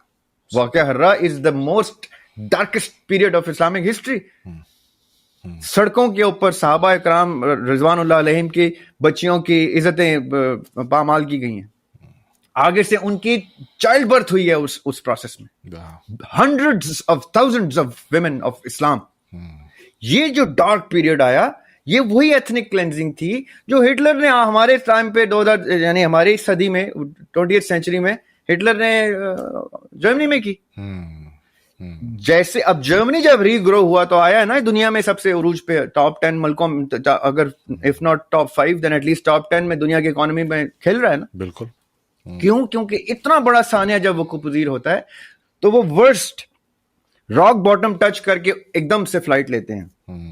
یہ نیچرل فینومینون ہے, ہماری ساری سویلائزیشن ایسے ہی ایکسپلوڈ ہوتی ہیں, اوپر جاتی ہیں, انفارمیشن کا ایکسٹریم لیتی ہیں, بلاسٹ ہوتی ہیں, پھر زیرو سے شروع کرتی ہیں, اسٹون ایج سے پھر اسٹیبلش ہوتی ہیں. یہاں سے اسلام کا عروج شروع ہوتا ہے. پھر یہ قدریہ, تو جبریہ, تو جہمیہ, تو اشعری, تو معتزلہ, تو الماتریدیہ, یہ سکولز ہیں, یہ بڑے سکولز ہیں, سکولز آف تھاٹ, اور بندوں کے نام پہ ہیں. جہمیہ جو ہے جہم کے نام پہ ہے, جس کو پبلکلی جس کو سلین کیا گیا, یعنی ایکسیکیوٹ کیا گیا. پہلی اس دور کی پھانسی تھی, پہلی نہیں سیکنڈ تھی ایکچولی, لیکن یہ پبلک پھانسی تھی. پھر یہ اشری آئے, پھر جو انکاؤنٹر آف معتزلہ یہ اسٹیبلش ہو رہا ہے, یہ وہی دور ہے. پھر آگے امام غزالی آ رہے ہیں, یہ ابو سینا کا دور ہے, ابن سینا کا دور ہے, 8th سینچری کی بات ہے, 9th سینچری کی بات ہے, جس کی میں آپ کو بات تھا. یہاں سے ریلیجن ایک دم ایکسٹریم لیتا ہے. پیرلل میں وہی تصوف جو جوڈیک گفتگو پہ تصوف تھا, جو ہندوازم کی گفتگو میں تصوف تھا, جو بدھزم کی گفتگو میں, یہ 5 سینچری پیچھے چلے جائیں عیسیٰ علیہ السلام سے, وہاں سے یہ تصوف آتا جا رہا تھا, اپنی چین چلاتا جا رہا تھا. ادھر یہ سانحہ وقوع پذیر ہوا تو اس نے اپنی ڈائریکشن چینج کی. تصوف نے بھی اسلام قبول کیا, تصوف نے اپنا ریلیجن کو جتنا امپروو کیا ہے باسط بھائی, اتنا مسلمان نے نہیں کیا. اسی لیے صوفی لوگوں نے بر صغیر کو منور کیا دین سے. جی. ورنہ محمد بن قاسم تو اہل بیت کی فیملی کو قتل کرنے آیا تھا, جس کو بڑا انہوں نے چڑھا دیا, ہیرو بنا دیا. He was here to murder the daughters, the family members of the Prophet صلی اللہ علیہ وسلم. وہ حسین علیہ السلام کی چین کو ابلیٹریٹ کرنے کے مقصد سے بھیج دیا تھا حجاج بن یوسف نے اس کو. اس کا داماد بھی تھا, یہ اس کا چچا داد بھائی بھی تھا. یہاں پہ ریلیجن تصوف ہی لے کے آ سکتا تھا, کیونکہ اس خطے میں آلریڈی تصوف اپنی ایکسٹریم کو ٹچ کر چکا تھا. تھاٹ دیکھ, تصوف کیا ہوتا ہے؟ تصوف in simple words access of the divine knowledge ہوتا ہے. تو ڈیوائن نالج کا معیار آلریڈی اسٹیبلش تھا. یہ پرشین سائڈ پہ, یہ انڈو پاک سائڈ پہ, یہاں پہ یہ سارا وہ ریجن آلریڈی منور تھا علم کے. یہ ایسا نہیں تھا کہ یہاں پہ علم نہیں تھا. یہاں یہ علم کے اتنے بڑے بڑے جو میں نام لے رہا ہوں, یہ سارے اس علاقے کے لوگ تھے. جی بالکل. انڈیا, چائنا وہ اس ٹائم پہ تو ٹاپ پہ تھا اپنے. جی. یہ ادھر جو چائنیز ڈائنیسٹی چلی آ رہی ہیں, یہ 5ویں سینچری BC سے چلی آ رہی ہیں, اور یہ ڈائنیسٹیز علم کے زور پہ چلی آ رہی تھیں. بدھزم جو ہے یہ کتابی صورت اختیار کر چکا تھا عیسیٰ علیہ السلام سے پہلے. عیسیٰ علیہ السلام سے پہلے کتاب کی صورت میں بدھزم آ چکا تھا, تاؤزم آ چکا تھا, جس کو ڈاؤزم بھی کہتے ہیں. یہ کتابیں چھپ چکی تھی, یہ رامائن جو چھپ چکی ہے اس ٹائم تھی کسی اور زبان میں, یعنی یہ بعد میں انہوں نے ٹرانسلیٹ کی, تلسی داس نے, یہ بعد میں اس کو کلوز ٹو سنسکرت لے کے آئے. یہ اپنے اوریجنل زبان میں کتاب کی صورت میں موجود تھا 5000-4000 سال پہلے حضرت عیسیٰ علیہ السلام سے, 4000 years before عیسیٰ علیہ السلام. So this region was already there, but یہاں سے پھر جب ریلیجن آتا ہے اور یہ پیرلل میں 4-5 سکولز برسٹ ہوتے ہیں, فکر کو نشو و نما ملتی ہے, فکر گرو ہوتا ہے, فکر کو ڈائٹ ملتی ہے, فکر ایکسپینڈ ہوتی ہے. یہ وہ دور ہے جہاں سے حسین علیہ السلام کی قربانی کے بعد سے اسلام اپنے پہلے بڑے پلرز اچیو کرتا ہے, پھر آگے چل کے امام اربعہ اور یہ سارے اسٹیبلش ہوتے ہیں. آج ہم اسی کی دین میں یہاں پہ بیٹھے ہوئے ہیں. دس از ہاؤ اٹ اسٹارٹیڈ. صحیح. تو اچھا تو آپ سمجھتے ہیں کہ کربلا کے بعد اس جو بیسکلی اس جو تصوف ہے اس کو پش ملا اور پھر یہ آہستہ ڈیولپ ہوا اور اس ساری اچھا. تو اب یہ بتائیں ذریعہ بھائی, اس کو ٹورڈز دی اینڈ جو ہمارے مکتب فکر ہیں مین ان کو کہتے ہیں یہ ادھری سے اسٹیم ہوئے ہیں. اب ظاہر اس طرح کی بہت ساری باتیں آتی ہیں, اس طرح میں نے آپ کو شروع میں مثال دی تھی چشتی رسول اللہ اور تھانوی رسول اللہ والی. اب اس طرح کی چیزیں آتی ہیں, یہ آپ کو لگتا ہے کہ کیا تصوف کی بگڑی ہوئی شکل ہے, یا where does all this stand? وہ جو سارے واقعات ہیں کہ جی وہ آپ کو پتہ ہی ہے, وہ اس سے مینار سے گر رہی ہیں تو کو کیچ کر لیا کسی نے جا کے, یہ ساری اس طرح کی بہت ساری کہانیاں اس طرح کی. تو یہ کیا بگڑی ہوئی شکل ہے تصوف کی, یا آپ سمجھتے ہیں اس کو لوگ نہیں سمجھ رہے؟ یہ دونوں میں فرق پلیز بتائیے گا اس کا. دیکھیں, جہاں تک اشرف علی تھانوی صاحب کا تعلق ہے تو اشرف علی تھانوی صاحب از the second generation of Deoband. First generation is شیخ محمود حسن جو شیخ الہند تھے, محمود حسن صاحب, ساتھ گنگوہی صاحب, ننوتوی صاحب, یہ 3 لوگ تھے, 4 لوگ, شاہ عبد الغنی دہلوی, یہ 4 لوگ تھے جنہوں نے دیوبند اسٹیبلش کیا تھا. یہ فرسٹ جنریشن تھی. سیکنڈ جنریشن میں اشرف علی تھانوی. آپ مجھے یہ بتائیں, دیوبند کو ایک فنڈامنٹلسٹ اسکول کہا جاتا ہے, اسٹرکٹ. دیوبند میں گنجائش نہیں ہے اتنی بدعت کی جتنی لوگوں نے سمجھا ہے کہ اشرف علی تھانوی صاحب کے ساتھ جوڑی جا سکتی ہیں. اشرف علی تھانوی صاحب بہت اینٹی بدعت تحریک لے کے چلے تھے. یہ تو بعد میں جا کے احمد رضا بریلی نے ان کو رجسٹرز دینے کے لیے کہ اتنا اینٹی تصوف کام شروع ہو گیا ہے. میں آپ کو بتاؤں حیران کن بات, اشرف علی تھانوی صاحب کے خلاف سکول اسٹیبلش کیا تھا احمد رضا بریلوی نے کہ یہ اتنا اینٹی تصوف گفتگو کرتے ہیں, اور لوگ آج کیا گفتگو کر رہے ہیں کہ تھانوی صاحب نے کلمہ پڑھا دیا, تھانوی رسول اللہ. It means you're talking about someone who is very much against the whole concept of tasawwuf. The only difference is کہ اشرف علی تھانوی صاحب جو ہیں وہ جس منہج پہ ہیں وہ منہج تصوف کی دین ہے. دیوبند کو کریٹ کرنے والے صوفی ہیں, یہ جن کا میں نے نام لیا نا, جی شاہ عبد الغنی دہلوی, یہ محدث تھے اور یہ لائٹ آف نالج لیتے ہی تصوف فیملی سے تھے, شاہ ولی اللہ فیملی سے. اب اس لیے ان کی گفتگو میں یہ تصوف کی جھلک آپ کو دکھائی دی, لیکن یہ اسپرچولیٹی سائڈ کی جھلک ہے by the way. But still آپ جسٹ فار اے لے مین تصوف کی جھلک دکھائی دی. اب کرنے کو میں یہ ڈیفینڈ علمی طریقے سے بھی کر سکتا ہوں کہ اشرف علی تھانوی صاحب کیا کہنا چاہ رہے تھے, لیکن میں کیوں کروں؟ کل آپ کی ویڈیو کے اوپر وہ لوگ کہیں ذریعہ ہاشمی جو ہے وہ کسی کے کلمے کو ڈیفینڈ کر رہے ہیں. میں عوام کے سامنے یہ گفتگو کیوں کروں؟ وہ عوام کی گفتگو ہی نہیں تھی, وہ خواص کی گفتگو تھی. دیکھیں سرٹن تھنگس, میں آج آپ کے سامنے خلفائے راشدین کے دور کی 4 باتیں ایسی کر دوں آپ کا چینل بند ہو جائے گا. خلفائے راشدین کی گفتگو میں آپ کہیں گے یار دریاب بھائی کیسی باتیں کر رہے ہیں, یہ میں پبلک نہیں کر سکتا. اسی طرح اگر آپ خلفائے راشدین کی باتیں پبلک نہیں کر سکتے تو آپ تھانوی صاحب کی کیوں پبلک کر رہے ہیں بھیا؟ It is as dark, grey, ambiguous anything can be and it needs to be protected. یہ جوہلا کا رجحان ہوتا ہے کہ اپنے اکابر کی وہ چیزیں عیاں کرنا جن کو انہوں نے اپنے وائزسٹ مومنٹ میں کسی سٹیج پہ لاک کر دیا ہو. اس کو سمجھیے گا میری بات. جیسے ابھی ہم نے گفتگو شروع کی تھی تو انڈیا پاکستان یا انڈیا فلسطین کی گفتگو تھی, تو میں نے کہا تھا for the sake of national interest certain secrets are kept secrets, لیکن certain things should be revealed. جس کو مزید یہ اسی فہم و فراست کو ڈیمانڈ کرتا ہے جو فہم و فراست اسٹیٹ کے پاس ہوتی ہے کہ تھانوی صاحب کے بارے میں گفتگو ہوگی یا چشتی رسول اللہ کی گفتگو ہوگی یا ایسے کوئی معاملات ٹچ ہوں گے جو عوام کی گفتگو, عوام یا تو اپنا سٹینڈرڈ اوپر لے آئیں, جو کہ ہو نہیں سکتا, نیچرل پروسیس ہے, اسی لیے ان کو عوام کہتے ہیں, وہ عام آدمی ہوتے ہیں.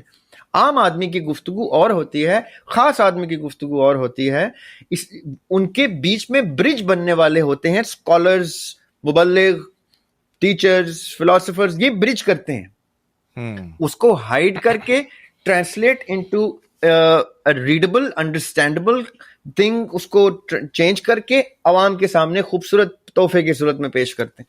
جو آ کے ایسے ڈینٹ ڈالتا ہے اپنے ہی اکابرین کی گفتگو میں, وہ اپنے آپ کو اپنے ان اکابر سے اوپر رکھنے کی ناکام کوشش کر رہا ہوتا ہے, کیونکہ اس کو اللہ تعالیٰ نے اتنی عزت دے دی آپ کے اکابرین کو. آپ اروا میں بیٹھے ہوئے اس دور میں ان کے بچے برخوردار بن کے پیدا ہوئے ہیں, کسی وجہ سے بچے برخوردار بن کے پیدا ہوئے ہیں.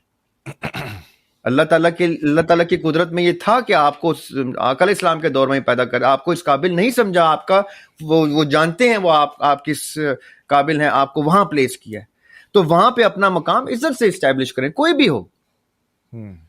یعنی نکتہ چینی تنقید ایک چیز ہوتی ہے, اس تنقید کا پرچار اور چیز ہوتی ہے. میں نے تنقید کرنی ہے, میرے تنقید کے پیرائے مجھے پتا ہونے چاہیے کہ میں نے کس کتاب میں کس طریقے سے, کس حدود و قیود کے ساتھ, کن الفاظ کے چناؤ کے ساتھ تنقید کرنی ہے, تاکہ وہ وہاں پہنچے جہاں پہ اس کا امپیکٹ ہو اور میری تنقید کے نتیجے میں کوئی چیز بہتر کی جا سکے. اگر میرا مقصد ہی اس تنقید کو کیش کرنا, اس ایسپیکٹ کو, اس نقص کو کیش کر کے اپنی کوئی شہرت یا اپنا کوئی سکول اسٹیبلش کرنا ہے, تو مجھے ایٹ لیسٹ اتنا ظرف ہونا چاہیے مجھ میں کہ میں کہوں کہ بھائی یہ میں اس لیے کر رہا ہوں کیونکہ میں اپنے آپ کو اس سے افضل بہتر اور اپنے سکول کو اس سے بہتر کہہ کے اناؤنس کر رہا ہوں, آ جاؤ میرے سکول میں, ان کے ماننے والے سب بیعت ترک کرو اور میری بیعت کر لو. Either I should be brave enough to say that, or I should at least be honest enough to say I'm doing this only to get some mileage. تنقید کا تو طریقہ میں نے چھوڑ دیا نا, یہ تو میں نے کچھ اور طریقہ شروع کر دیا. تنقید کا طریقہ اور ہوتا ہے اور ہلکے ہوتے ہیں جہاں پہ تنقید کی جاتی ہے. پبلک میں تنقید نہیں کی جاتی. پبلک میں تنقید کی جاتی ہے پبلک میٹرز سے منسلک چیزوں کی, جیسے اسٹیٹ چینی مہنگی کر دی, آٹا مہنگا کر دیا, میں اس کو پبلک میں تنقید پھیلا سکتا ہوں تاکہ پبلک اویئرنیس ہو وہ اسٹیٹ کو, کیونکہ وہ ان کے ووٹوں سے آئے ہوئے ہیں یہ لوگ. کل وہ ووٹ دیتے ہوئے سوچیں کہ یہ شخص ہمارے بھوک اور افلاس کا خیال نہیں رکھتا. اس تنقید کا امپیکٹ ہی ایسے آتا ہے.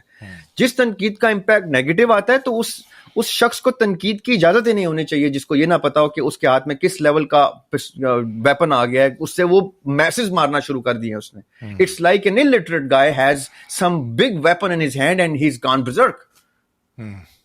یہ فساد پھیلانے والے لوگ ہوتے ہیں. ایسے فسادیوں کو اسٹیٹ کو چاہیے کہ اٹھا کے اندر کر دینا چاہیے. تو کچھ دن اندر رہیں گے تو سمجھ جائیں گے تنقید کا طریقہ کیا ہوتا ہے. ان کو اندر سکھانے والے ٹیچرز بھی موجود ہوتے ہیں کہ تنقید کیسے کی جاتی. ذریعہ بھائی, ابھی آپ نے مینشن کیا کہ یہ جو تھانوی صاحب تھے, ان کا جو ہے اس سے تعلق نہیں تھا, کیا کہتے ہیں, اس سے صوفیزم سے کوئی تعلق, تصوف کے ڈائریکٹلی تعلق نہیں, اگینسٹ آئے تھے. لیکن اس میں جو اس طرح کے واقعات بیچ میں آتے ہیں تو یہ تصوف کی لائن, مطلب تو کیا مطلب وہ فالو کرتے تھے کہ نہیں کرتے تھے؟ یہ تھوڑا سا کانفلکٹنگ بات نہیں ہوگی یہاں پہ؟ دیکھیں, یہی تو میں آپ کو بتانا چاہ رہا ہوں کہ تصوف کوئی ایسی جداگانہ چیز نہیں ہے جو ایک لباس کی طرح ہے کہ کس کس نے اوڑھی ہوئی ہے. ओके, सही. तसव्वुफ वो नॉलेज है that lies with in every single person, B it of any religion और क्रीड. अब उसने जितना जितना एक्सेस किया है उतना उतना इंटरप्रेट करके उसने बयान करना शुरू कर दिया. उस बयान को समझने के लिए भी सुनने वाले का मयार वहां ही होना चाहिए जिस मयार पे वो गुफ्तगू कर रहा है, सही. क्योंकि वो तो एक हिडन चीज, बातिन का एक्सेस ले लिया उसने. अब वो अशरफ अली थानवी साहब हों या वो शाह वलीउल्लाह हों या वो अली अजवेरी हों, जिसको जितना जितना एक्सेस मिला उसने वो बयान करना शुरू किया. उस बयान की इंटरप्रिटेशन, ट्रांसलेशन और तफसीर ताबीर जब लोगों तक आम हुई तो आम लोगों को की समझ से बाला हो गई. वो जैसी वो हुई बाला हुई तो यहाँ उन लोगों की जिम्मेदारी आई जो उसका ब्रिज बन सकते थे. वो मेरे आप जैसे लोग हो सकते हैं, वो कोई भी हो सकता है, वो स्कॉलर हो सकता है. उसने अगर वो ट्रांसलेट करने की बजाय उसको एक्सप्लॉइट किया है तो ये उसकी नेक नीति को अलार्म बेल बज गया कि नीयत में कोई फितूर है. इसको चाहिए क्या था कि उसकी पोजीशन रिकॉग्नाइज करे, चाहे वो अशरफ अली थानवी साहब हों जो एज अ स्कूल एंटी तसव्वुफ आए थे लेकिन एज अ पर्सन तसव्वुफ इंक्लिनेशन रखते थे, जो उनकी गुफ्तगू से यहाँ हो गई, उनकी कुतुब से यहाँ हुई. वहां पे देवबंद के दीगर उलमा का फर्ज बनता था कि अपने अकाबिर को के डिफेंस के अंदर ऑलरेडी पब्लिकेशंस एस्टैब्लिश करें in defence of what the teacher has said. सही. ये गैप उन्होंने फिल नहीं किया और ये बातें पब्लिक से बाहर निकाले क्योंकि ये खास लोगों की बातें थी और जो भी इस तरह के मामला थे जो कि मिस इंटरप्रेट हो सकते थे, या अब हो गई हैं. अब देखें, जो चीज पब्लिक हो गई है वो अनपब्लिक तो नहीं कर सकते आप. It has now touched public senses. अब आप उसके डिफेंस में आएंगे सॉरी, अब आप उसकी डिफेंस में आके उसकी इंटरप्रिटेशन रिवाइज करके लोगों को देंगे, और अगर उनको तसल्ली नहीं होती तो बार बार करेंगे, क्योंकि आपके अकाबिर क्वेश्चन हो गए हैं, कटहरे में खड़े कर दिए गए, and he is not alive to defend himself. Now who has the right to defend himself? The followers. मैं अगर देवबंद से ताल्लुक रखता होता तो सब, मैंने जैसे आपको पहले कहा, सबसे पहले मैं डिफेंस में उतरता कि मैं बताता कि इस कलमे का मतलब क्या होता है, इसकी डेफिनेशन, डिस्क्रिप्शन, यूटिलिटी क्या है, किस डिफेंस के मुताबिक इनको आप मुबर्रा करेंगे उस जुर्म से जिस जुर्म का सजावार ठहरा रहे हैं आप उनको. राइट. अच्छा ज़रिया भाई, इसको मैं इसी वजह से हमने सूफीज़म के बात शुरू की और फिर ज़ाहिर है कि जब पाकिस्तान में ये, तो अब जिस तरह आपने कहा अशरफ अली थानवी साहब, वो इसके उन्होंने आई एम प्रीटी श्योर देखा होगा कि कुछ हालात ख़राब ज़्यादा हो रहे हैं, आई गेस तसव्वुफ किसी नेक्स्ट लेवल पे जा रहा है, तो इसीलिए उसके अगेंस्ट आए होंगे वो, उसको रोकने के लिए कि भाई इस्लाम, वो नहीं, उनसे एक जनरेशन पीछे वाले, उनसे एक जनरेशन पीछे वाले, गंगोही साहब, ननोतवी साहब, महमूद हसन साहब और ये अब्दुल गनी साहब, ये थे जिन्होंने देवबंद 1860s में एस्टैब्लिश किया था. ये सेकंड जनरेशन है. अशरफ अली थानवी साहब सेकंड जनरेशन ऑफ देवबंद.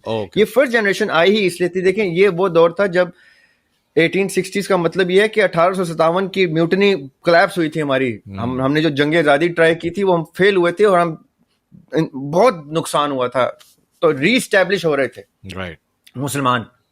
तो जब रीस्टैब्लिश हो रहे थे तो जगह जगह मुख्तलिफ स्कूल्स ऑफ थॉट जो हैं, स्कूल्स ऑफ इंस्टीट्यूट्स एस्टैब्लिश कर, इंस्टीट्यूट्स की सूरत में एस्टैब्लिश करना शुरू कर रहे थे.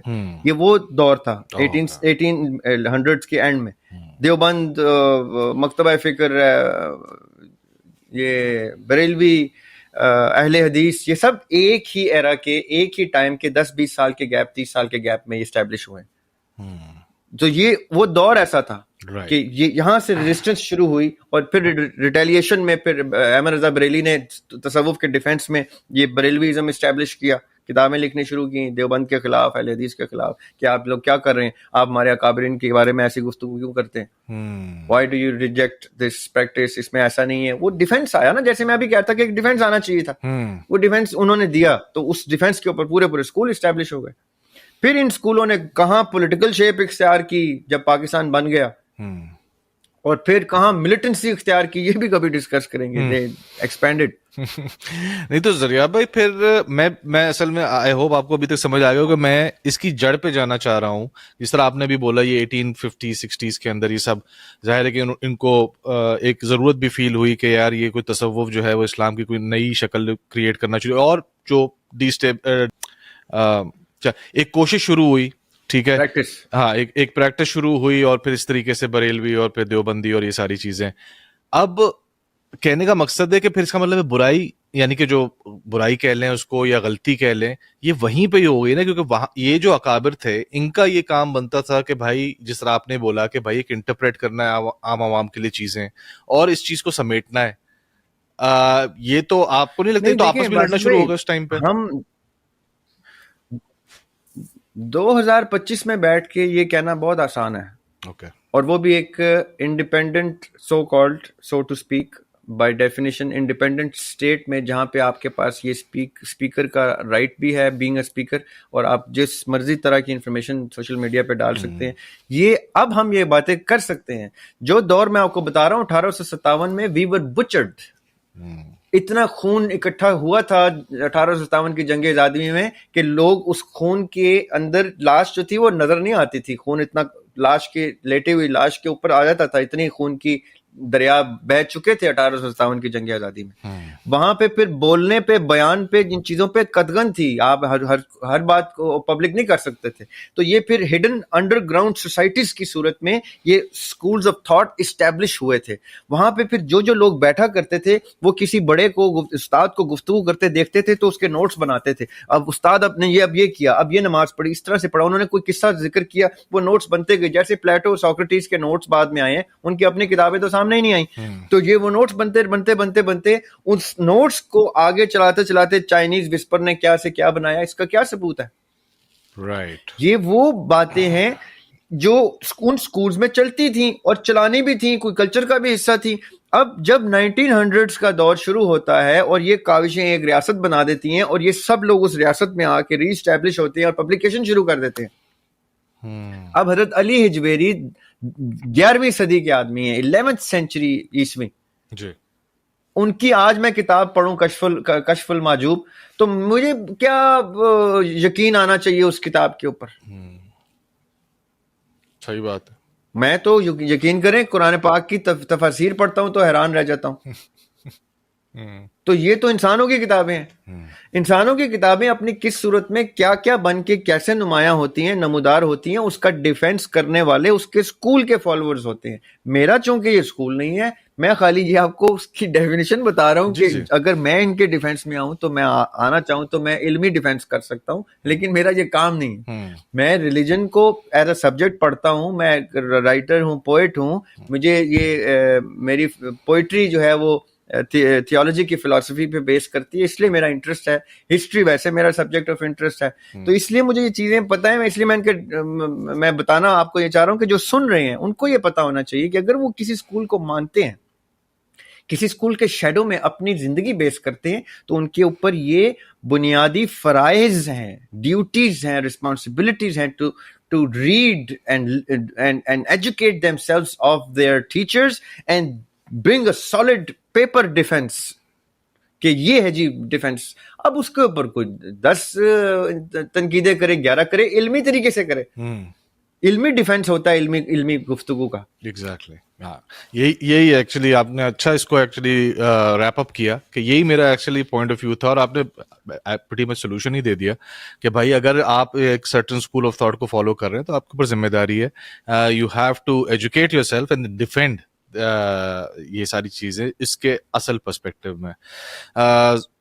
जबरदस्त जरिया भाई, बड़ा आई थिंक बड़ा कंक्लूसिव इस चीज के ऊपर डिस्कशन हो गया। और अच्छा, एक बात और मैं सॉरी ऐड कर दूं, देखें एक एस्पेक्ट जो मुझे आपके सवालों से लग रहा है कि मिस हो रहा है, तसव्वुफ को या सूफीज्म को जिसने एक्चुअल में समझना हो, सीखना हो कि ये क्या है, जैसे कोई फिजिक्स पढ़ना चाहता है, केमिस्ट्री पढ़ना चाहता है, तो उसको वो कौन से रहनुमा उसूल हैं। मैं जो as a student of philosophy, as a student of theology, मैं जो मशवरा दे सकता हूं लोगों को वो ये है कि जिस शख्स के साथ तसव्वुफ की कोई एसोसिएशन हिस्ट्री इस्टेब्लिश करती है, जैसे आपने अशरफ अली थानवी साहब का जिक्र किया, या इससे पीछे चले जाएं तो मंसूर हलाज जो है, एक हुसैन बिन मंसूर हलाज एक कंट्रोवर्शियल फिगर हैं कि वो तसव्वुफ की बुनियाद पे कत्ल किए गए स्टेट prosecution है उनकी execution on the basis of certain tasawwuf istilah, the definition, the terminology of tasawwuf की बेस पे उनको सजाए मौत दी गई. अच्छा, okay. अब जब ऐसा कोई शख्स आप मुझसे डिस्कस करेंगे ना, तो मैं आपको कहूंगा बासित भाई टाइम कम है हमारे पास 1-2 घंटे, मैं आपको मंसूर की डेफिनेशन में मज़ामीन लिख के दे सकता हूँ और बयान करके दे सकता हूँ. लेकिन जैसे ही आप उलमा देवबंद में से किसी शख्स को या अहले हदीस में से किसी शख्स को या किसी पीर फकीर खानकाह के किसी सिलसिले के किसी शख्स को आप तनकीद की निगाह से देखेंगे तो मैं डिफेंस में नहीं आऊंगा. मैं ये जरूर बताऊंगा कि उनकी डिफेंस क्या है, कहाँ है, किन किताबों में है, ढूंढो मिल जाएगी, ना मिली तो मैं अकेले में नॉन पब्लिक तरीके से आपको समझा दूंगा कि उसकी डिफेंस क्या है. Because I know the angle from where these people come from. देखिए मैं ये हर जगह पे मैंने ये बात करने की कोशिश की है, किसी शख्स के बारे में भी पढ़ें, किसी शायर के बारे में पढ़ें, किसी मुसन्निफ की किताब पढ़ें, ड्रामा देखें, किसी की फिल्म देखें, मूवी देखें, कुछ उस शख्स की सवाने हयात एक्सप्लोर करें, उस शख्स का हुदूद अरबा निकालें कि उस एरिया में, उस एरा में, उस दौर में क्या फिक्री तकाजे थे. तब आपको पता चलेगा कि वो शख्स बोल क्या रहा है, वो कहना क्या चाह रहा है, उसके बात में छुपे हुए अल्फाज में बिटवीन द लाइंस मैसेज क्या है, कौन सी चीजें वो खोल के बयान कर रहा है. हम क्या करते हैं, हम हिस्ट्री में से किसी शख्स का नाम उठाते हैं और उसको रगेदना शुरू कर देते हैं. अशरफ अली थानवी साहब की 2000 से ज्यादा किताबें हैं बासित भाई, एक किताब नहीं लिखी हुई किसी शख्स ने जो उसके ऊपर तनकीद कर रहा है. आप पहले किसी के कैलिबर पे आए, कोई भी शख्स हो, किसी की कैलिबर को छोड़ें, आप उसके कैलिबर पे क्या आना, उसकी तसानीफ ही पढ़ लें सारी, तो मैं कहूँ आपने उस शख्स की 2000 किताबें पढ़ ली हैं, अब आपको समझ आ जाना चाहिए वो शख्स क्या बात कर रहा है. उसके बाद वो तनकीद करने की वो सकत ही नहीं रखेगा, क्योंकि वो समझ जाएगा मैं किस बंदे के बारे में क्या बात कर रहा हूँ. और जरिया भाई, मैं वैसे ऑडियंस के लिए एक चीज इसमें ऐड भी कर दूं कि हाँ, और मुझे भी मेरे ख्याल यही समझ आया कि आप कोई वो नहीं बता रहे कि भाई अनटचेबल है. आप ये बताना चाह रहे हैं कि भाई उसका पूरा जो कॉन्टेक्स्ट है, उसका जो एक हर चीज पूरे कॉन्टेक्स्ट के साथ होती है, वो समझना जरूरी है किसी इंसान को तनकीद का निशाना बनाने से पहले. आई थिंक आप यही कहना चाहते हैं. मुझे भाई अनटचेबल सिर्फ आका अलैहिस्सलाम की ज़ात अक़दस है, उनकी फैमिली की ज़ात अक़दस है, चाहे वो उनके अहले बैत हों और या चाहे उनके बड़े हों, उनके फोर फादर्स हों. ये द चेन ऑफ अंबिया है, ये अनटचेबल है. और end of the chain of अंबिया अनटचेबल है, the family of the profit अहले बैत अलैहिस्सलाम जितने भी हैं, ये अनटचेबल है. जो इनको टच करने की जुर्रत भी करता है, वो मेरे कागजों में अपने दीन को ही नहीं समझा, अपने दीन को, वो जिस भी मसलक और मकतबा फिक्र से ताल्लुक रखता है, उसको पता ही नहीं है कि उसके बड़े इनके कितने मुतकिद हैं. ये जितने स्कूल्स ऑफ इस्लाम इस्टेब्लिश्ड हैं, जितने भी, चाहे वो शाफी हों, चाहे वो मालिकी हों, चाहे वो हम्बली हों, चाहे वो हनफी हों, चाहे वो इधर के देवबंदी हों, चाहे वो बरेलवी हों, चाहे वो अहले तशय्ई हों, चाहे वो अहले तशय्ई में नौसैरी हों, चाहे वो इस्माइली हों, चाहे वो बोरी हों, चाहे वो खोजे हों, any offshoot of Islam is a product of some school of thought from a founder member of the school of thought. Every founder member of school of thought is a मुतक़िद of अहले बैत अलैहिस्सलाम. कोई history में है ही नहीं. आप मुझे किसी स्कूल का पूछें, मैं आपको उसकी पूरा शजरा बताऊंगा कि कहाँ वो अहले बैत के फैज के बाद अपने रस्ते को समझा है, देख पाया है. हिदायत मिलती ही इस घर से है. और इसलिए नहीं कि, और बाय द वे, मैं अहले तशय्ई को भी उतना ही दूर देखता हूं उस हिदायत के रोशनी से जितना अहले सुन्नत को देखता हूं. कहीं मेरी गुफ्तगू से ये ना लगे कि मैं कहीं प्रो अहले तशय्ई हूं. मैं उनको ज्यादा कसूरवार ठहराता हूं. वो तो उस घर की निस्बत लेके रास्ते से भटके हुए हैं. फ्लैग बेयरर्स थे वो तो. अहले सुन्नत तो चलो اپنے لیگسی کو مینٹین کر رہے ہیں کہ جی ہم نے ایک پیرلل یہ سٹینس اسٹیبلش نہ کیا تو اصحاب کرام کا جو ورثہ ہے وہ ابسلیٹ ہو جائے گا. یہ اچھی ان کی نیت اچھی ہے ان کی کہ اصحاب کے ورثہ بھی الائیو رہنا چاہیے جیسے اہل بیت علیہ السلام کا ورثہ الائیو رہنا چاہیے. لیکن جن ان دونوں سکولز کے فالوورز اپنے گھروں سے دونوں دور ہو چکے ہیں اور یہ ہونا تھا. یہ آقا علیہ الصلوۃ والسلام نے اپنے زمانے میں کہہ دیا تھا. سورہ بقرہ کی آیت نمبر 78 ہے یا 79 ہے جس میں اللہ تعالیٰ کے نبی اللہ تعالیٰ کی آیت کو تفسیر کی صورت میں بیان کرتے ہیں کہ جیسے یہود و نصارہ نے اپنی کتابوں کے پیرلل ایک ریلیجن اسٹیبلش کیا تھا جس کو متوازی مذہب کہتے ہیں, ویسے ہی مجھے ڈر ہے میری امت بھی کرے گی. آگے چل کے حدیث میں وہ کہتے ہیں ایک نہیں 73 سکول اسٹیبلش کرے گی. جو ایک ہوگا جو اس کے ساتھ اٹیچڈ ہوگا باقی سب جہنم میں جائیں گے. انہوں نے زمین میں ریت میں ایسے کر کے ایک لائن کھینچی اور اس سے شاخیں نکالی. تو حضرت عبداللہ بن عباس ان کے نہیں ابن مسعود ان کے ساتھ تھے رضی اللہ تعالیٰ عنہ. ابن مسعود نے کہا آقا اسلام یہ کیا ہے؟ انہوں نے کہا یہ درمیان میں جو رستہ ہے یہ صراط مستقیم ہے اور میرا رستہ ہے, اللہ کی کتاب کا رستہ ہے, اور یہ جو شاخیں ہیں یہ جہنم کے رستے ہیں. انہوں نے کہا تو یہ شاخیں کہاں سے ہیں؟ انہوں نے کہا یہ وہ 72 فرقے ہیں جو غلط رستے پہ ہوں گے, یہ درمیان والا ہے جو ٹھیک ہوگا. Now this was foretold by the prophet کہ یہ ہوگا, ہونا ہے, ہوتا رہے گا اور اس کو آپ روک نہیں سکتے. آپ نے صرف اپنے آپ کو اس درمیان والے رستے پہ لانا ہے جس رستے پہ فلاح ہے, بقا ہے انسانیت کی اور اسلام کی. بالکل صحیح ہے.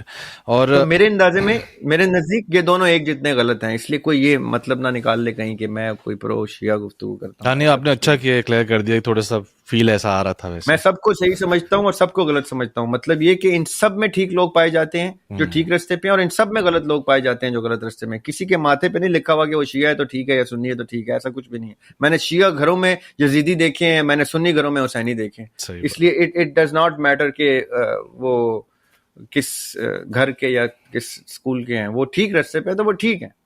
بڑا زبردست طریقہ ہے, اور یہی میں طریقہ ہے جو میں کوشش کر رہا ہوں کہ اپنے چینل سے لوگوں کو پش کروں اس مینٹیلٹی کو.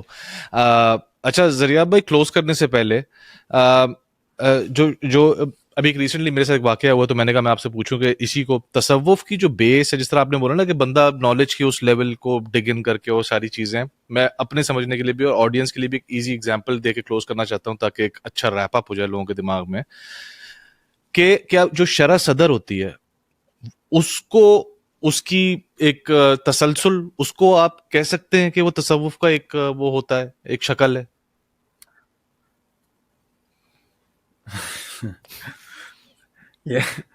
اچھا اینگل ہے یہ دیکھنے کا.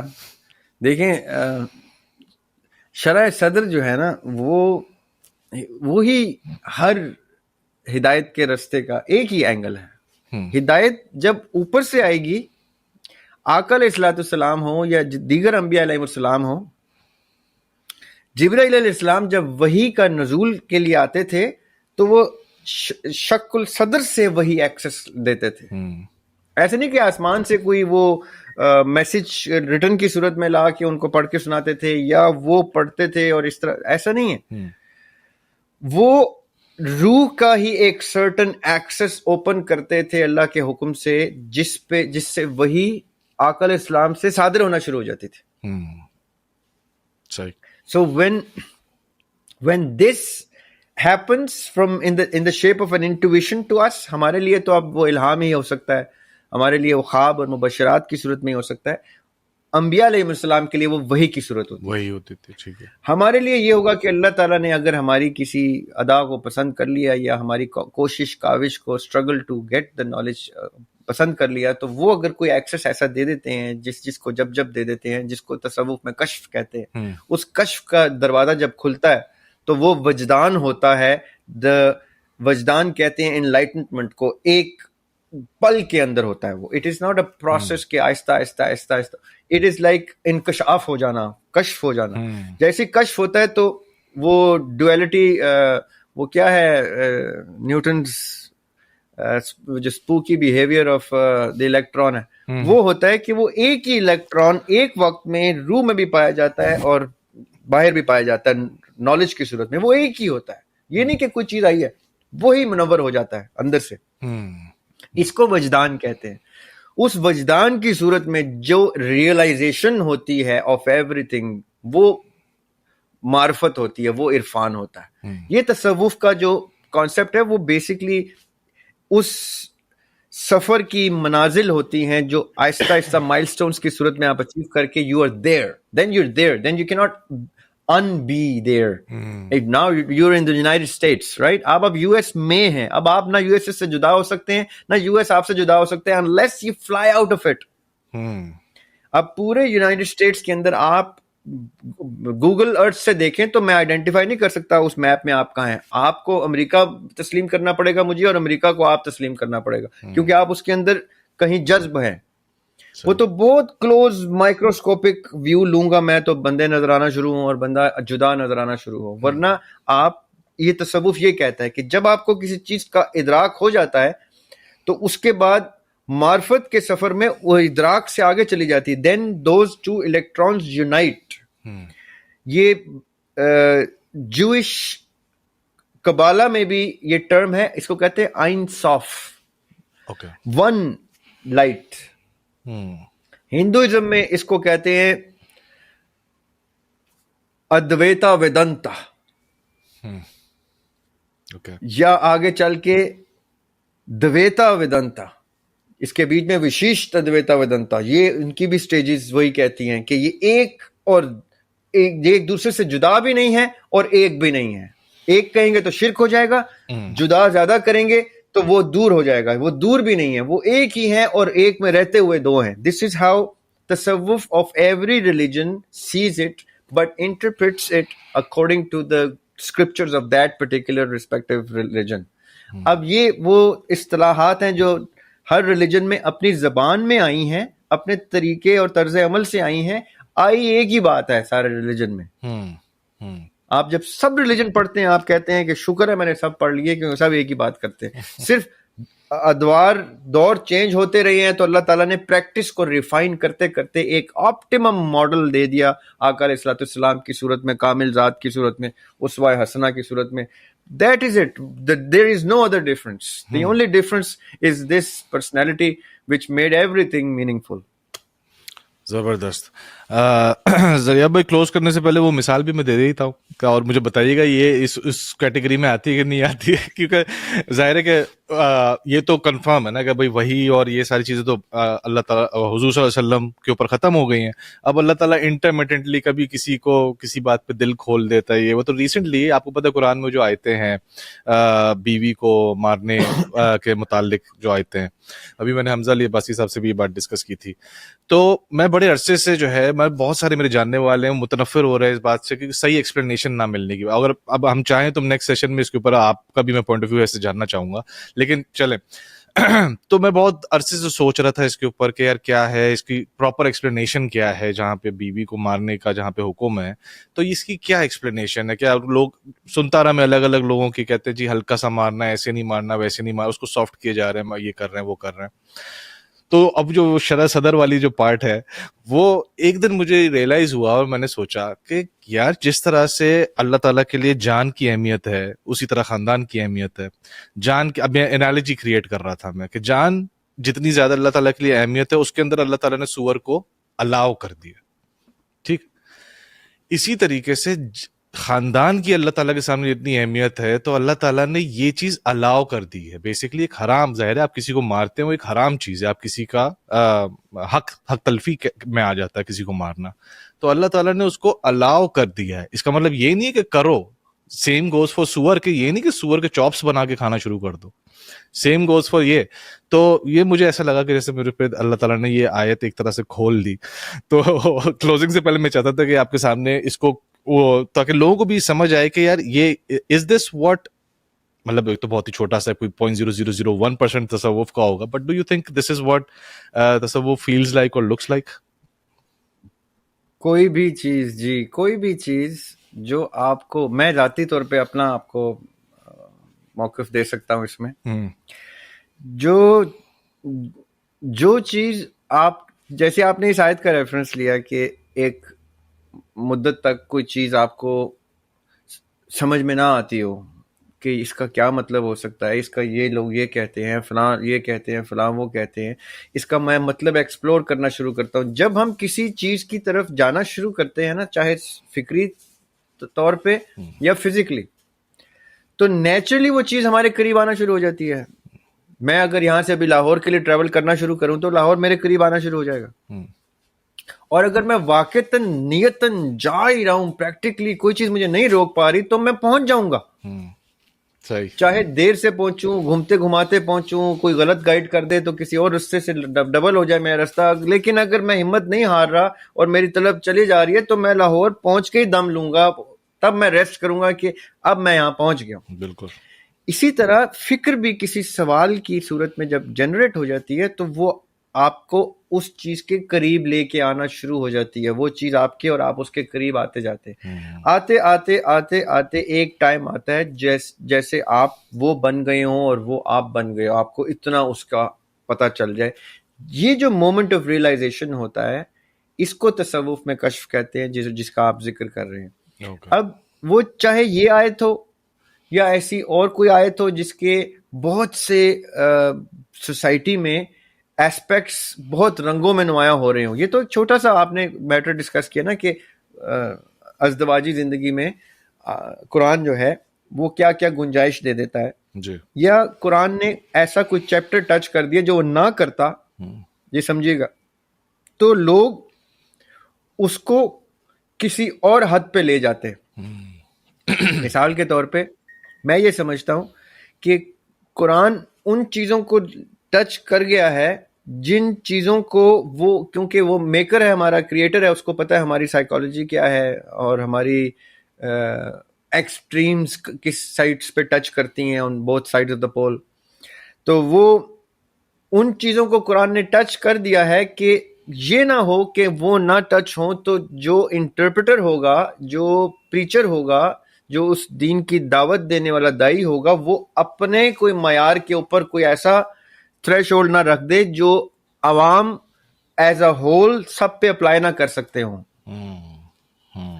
تو ایک بنیادی چیز جو سب کے ساتھ ریلیٹیبل ہوتی ہے، قرآن ان کو ضرور ٹچ کرتا ہے. میرے ذاتی مشاہدے کے مطابق جتنا میں نے قرآن کو سمجھنے کی کوشش کی ہے، جتنے اب تو الحمدللہ تفسیر کی لکھ رہا ہوں میں، اسی لیے اس قرآن پاک کی جو مجھے سمجھ میں آیا قرآن پاک، اس میں تو قرآن پاک نے وہ تمام ایسپیکٹس ٹچ کیے ہیں جو ہم نے اپنی زندگیوں میں بھی سارے ٹچ نہیں کرنے. میں آپ کو ایک اور اینگل بتاتا ہوں.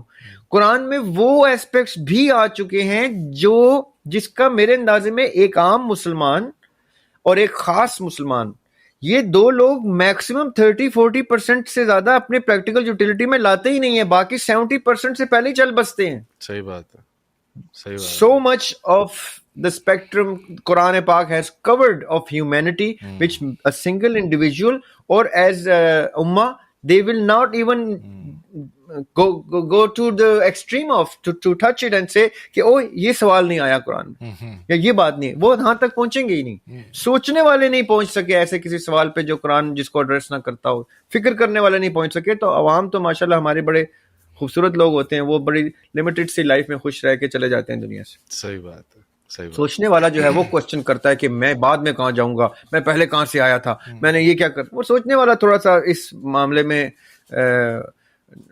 وہ ناسٹک ہوتا ہے. باقی میری جیسے عام عوام لوگ تو ہم کہتے ہیں بھائی زندگی گزر جائے جیسے گزر گئی، 2 ٹائم کی روٹی مل گئی ہے، حق حلال کی روٹی ہو، بس حرام نہ ہو، اس میں ہم گزر جائیں، بچوں کو اچھا میسج دے جائیں. ہم لوگ قرآن ہماری سوچ سے بہت بالا رہتا ہے. جنہوں نے باقاعدہ فکر کی ہے وہ نہیں کوئی ایسا سوال نکال سکے جو قرآن اور باقی اللہ تعالیٰ کی الہامی کتب سے باہر فال کرتا ہو. صحیح بات ہے.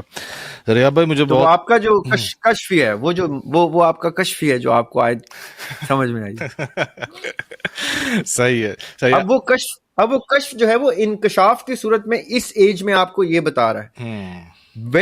Now because you're married and you have kids, that's why you have gone through that. اب دیکھیں اب وہ چیز خالی پڑھنے سے نہیں، اب آپ اس کو فیل کر سکتے ہیں. یہ ہے وہ मार्फत होना, किसी चीज के साथ अटैचमेंट टू अ रियलिटी कि मैं वो बन के दिखाया हूँ, मैंने हस्बैंड बन के ये चीज फील की है, मैंने उसकी बीवी अपनी की जिद के ऊपर या अब उसके आउटरेजस आउटबर्स्ट के ऊपर जो मैं भी कर देता हूँ वो भी कर देती है, मैंने वो तब फील किया, या मैंने बच्चों की परवरिश करते हुए उसके ऊपर सख्ती करते हुए ये देखा है। यानी आप उसमें से गुजरे हैं, you have become it to get it, that is what Irfan is all about, मार्फत is all about, Wijdan is all about, कश्फ is all about. जिस तरह आपने शुरू में भी बोला था कि 20 साल की उम्र में आपको कुरान अलग तरह से गाइड कर रहा था और अब अलग कर रहा है, वो वाली बात जी, है। और आपको भी 50 में कुछ और नजर आए, आप कहेंगे यार ये देखो जो मैंने पॉडकास्ट में आज से 10 साल पहले 15 साल पहले डिस्कस किया था, आज मैं वो कर ही नहीं सकता, क्योंकि मुझे लगेगा मैं अपने आप को ही रिफ्यूट कर रहा हूँ, क्योंकि इतना बड़े ड्रास्टिक चेंजेस भी आ जाते हैं इस सफर में, सही as long as you keep your doors and windows open to get the light of knowledge from the Lord. जबरदस्त। जरियाब भाई, वैसे बहुत I am still enjoying the conversation, और आपके साथ तो इतने सारे टॉपिक्स हैं जिसके ऊपर अभी मैं वही लिख रहे जा रहा था बात करते करते आपसे कि इतनी सारी बातों के ऊपर आपसे बात हो सकती है, बट टाइम लिमिट आपने बहुत ज्यादा जाहिर है ऑलरेडी टाइम दे दिया मुझे, तो I really appreciate your time sir. इसको आज Same here. आज इसको क्लोज करते हैं सर, और thank you so much for your time sir. इंशाल्लाह कोशिश करूंगा अगर आपके पास टाइम हो तो हम इंशाल्लाह दोबारा इकट्ठे बैठे और फिर किसी इंटरेस्टिंग टॉपिक पर डिस्कस करें। चलें, Thank you very much for having me. Thank you. Thank you sir, अस्सलाम वालेकुम। Allah Hafiz.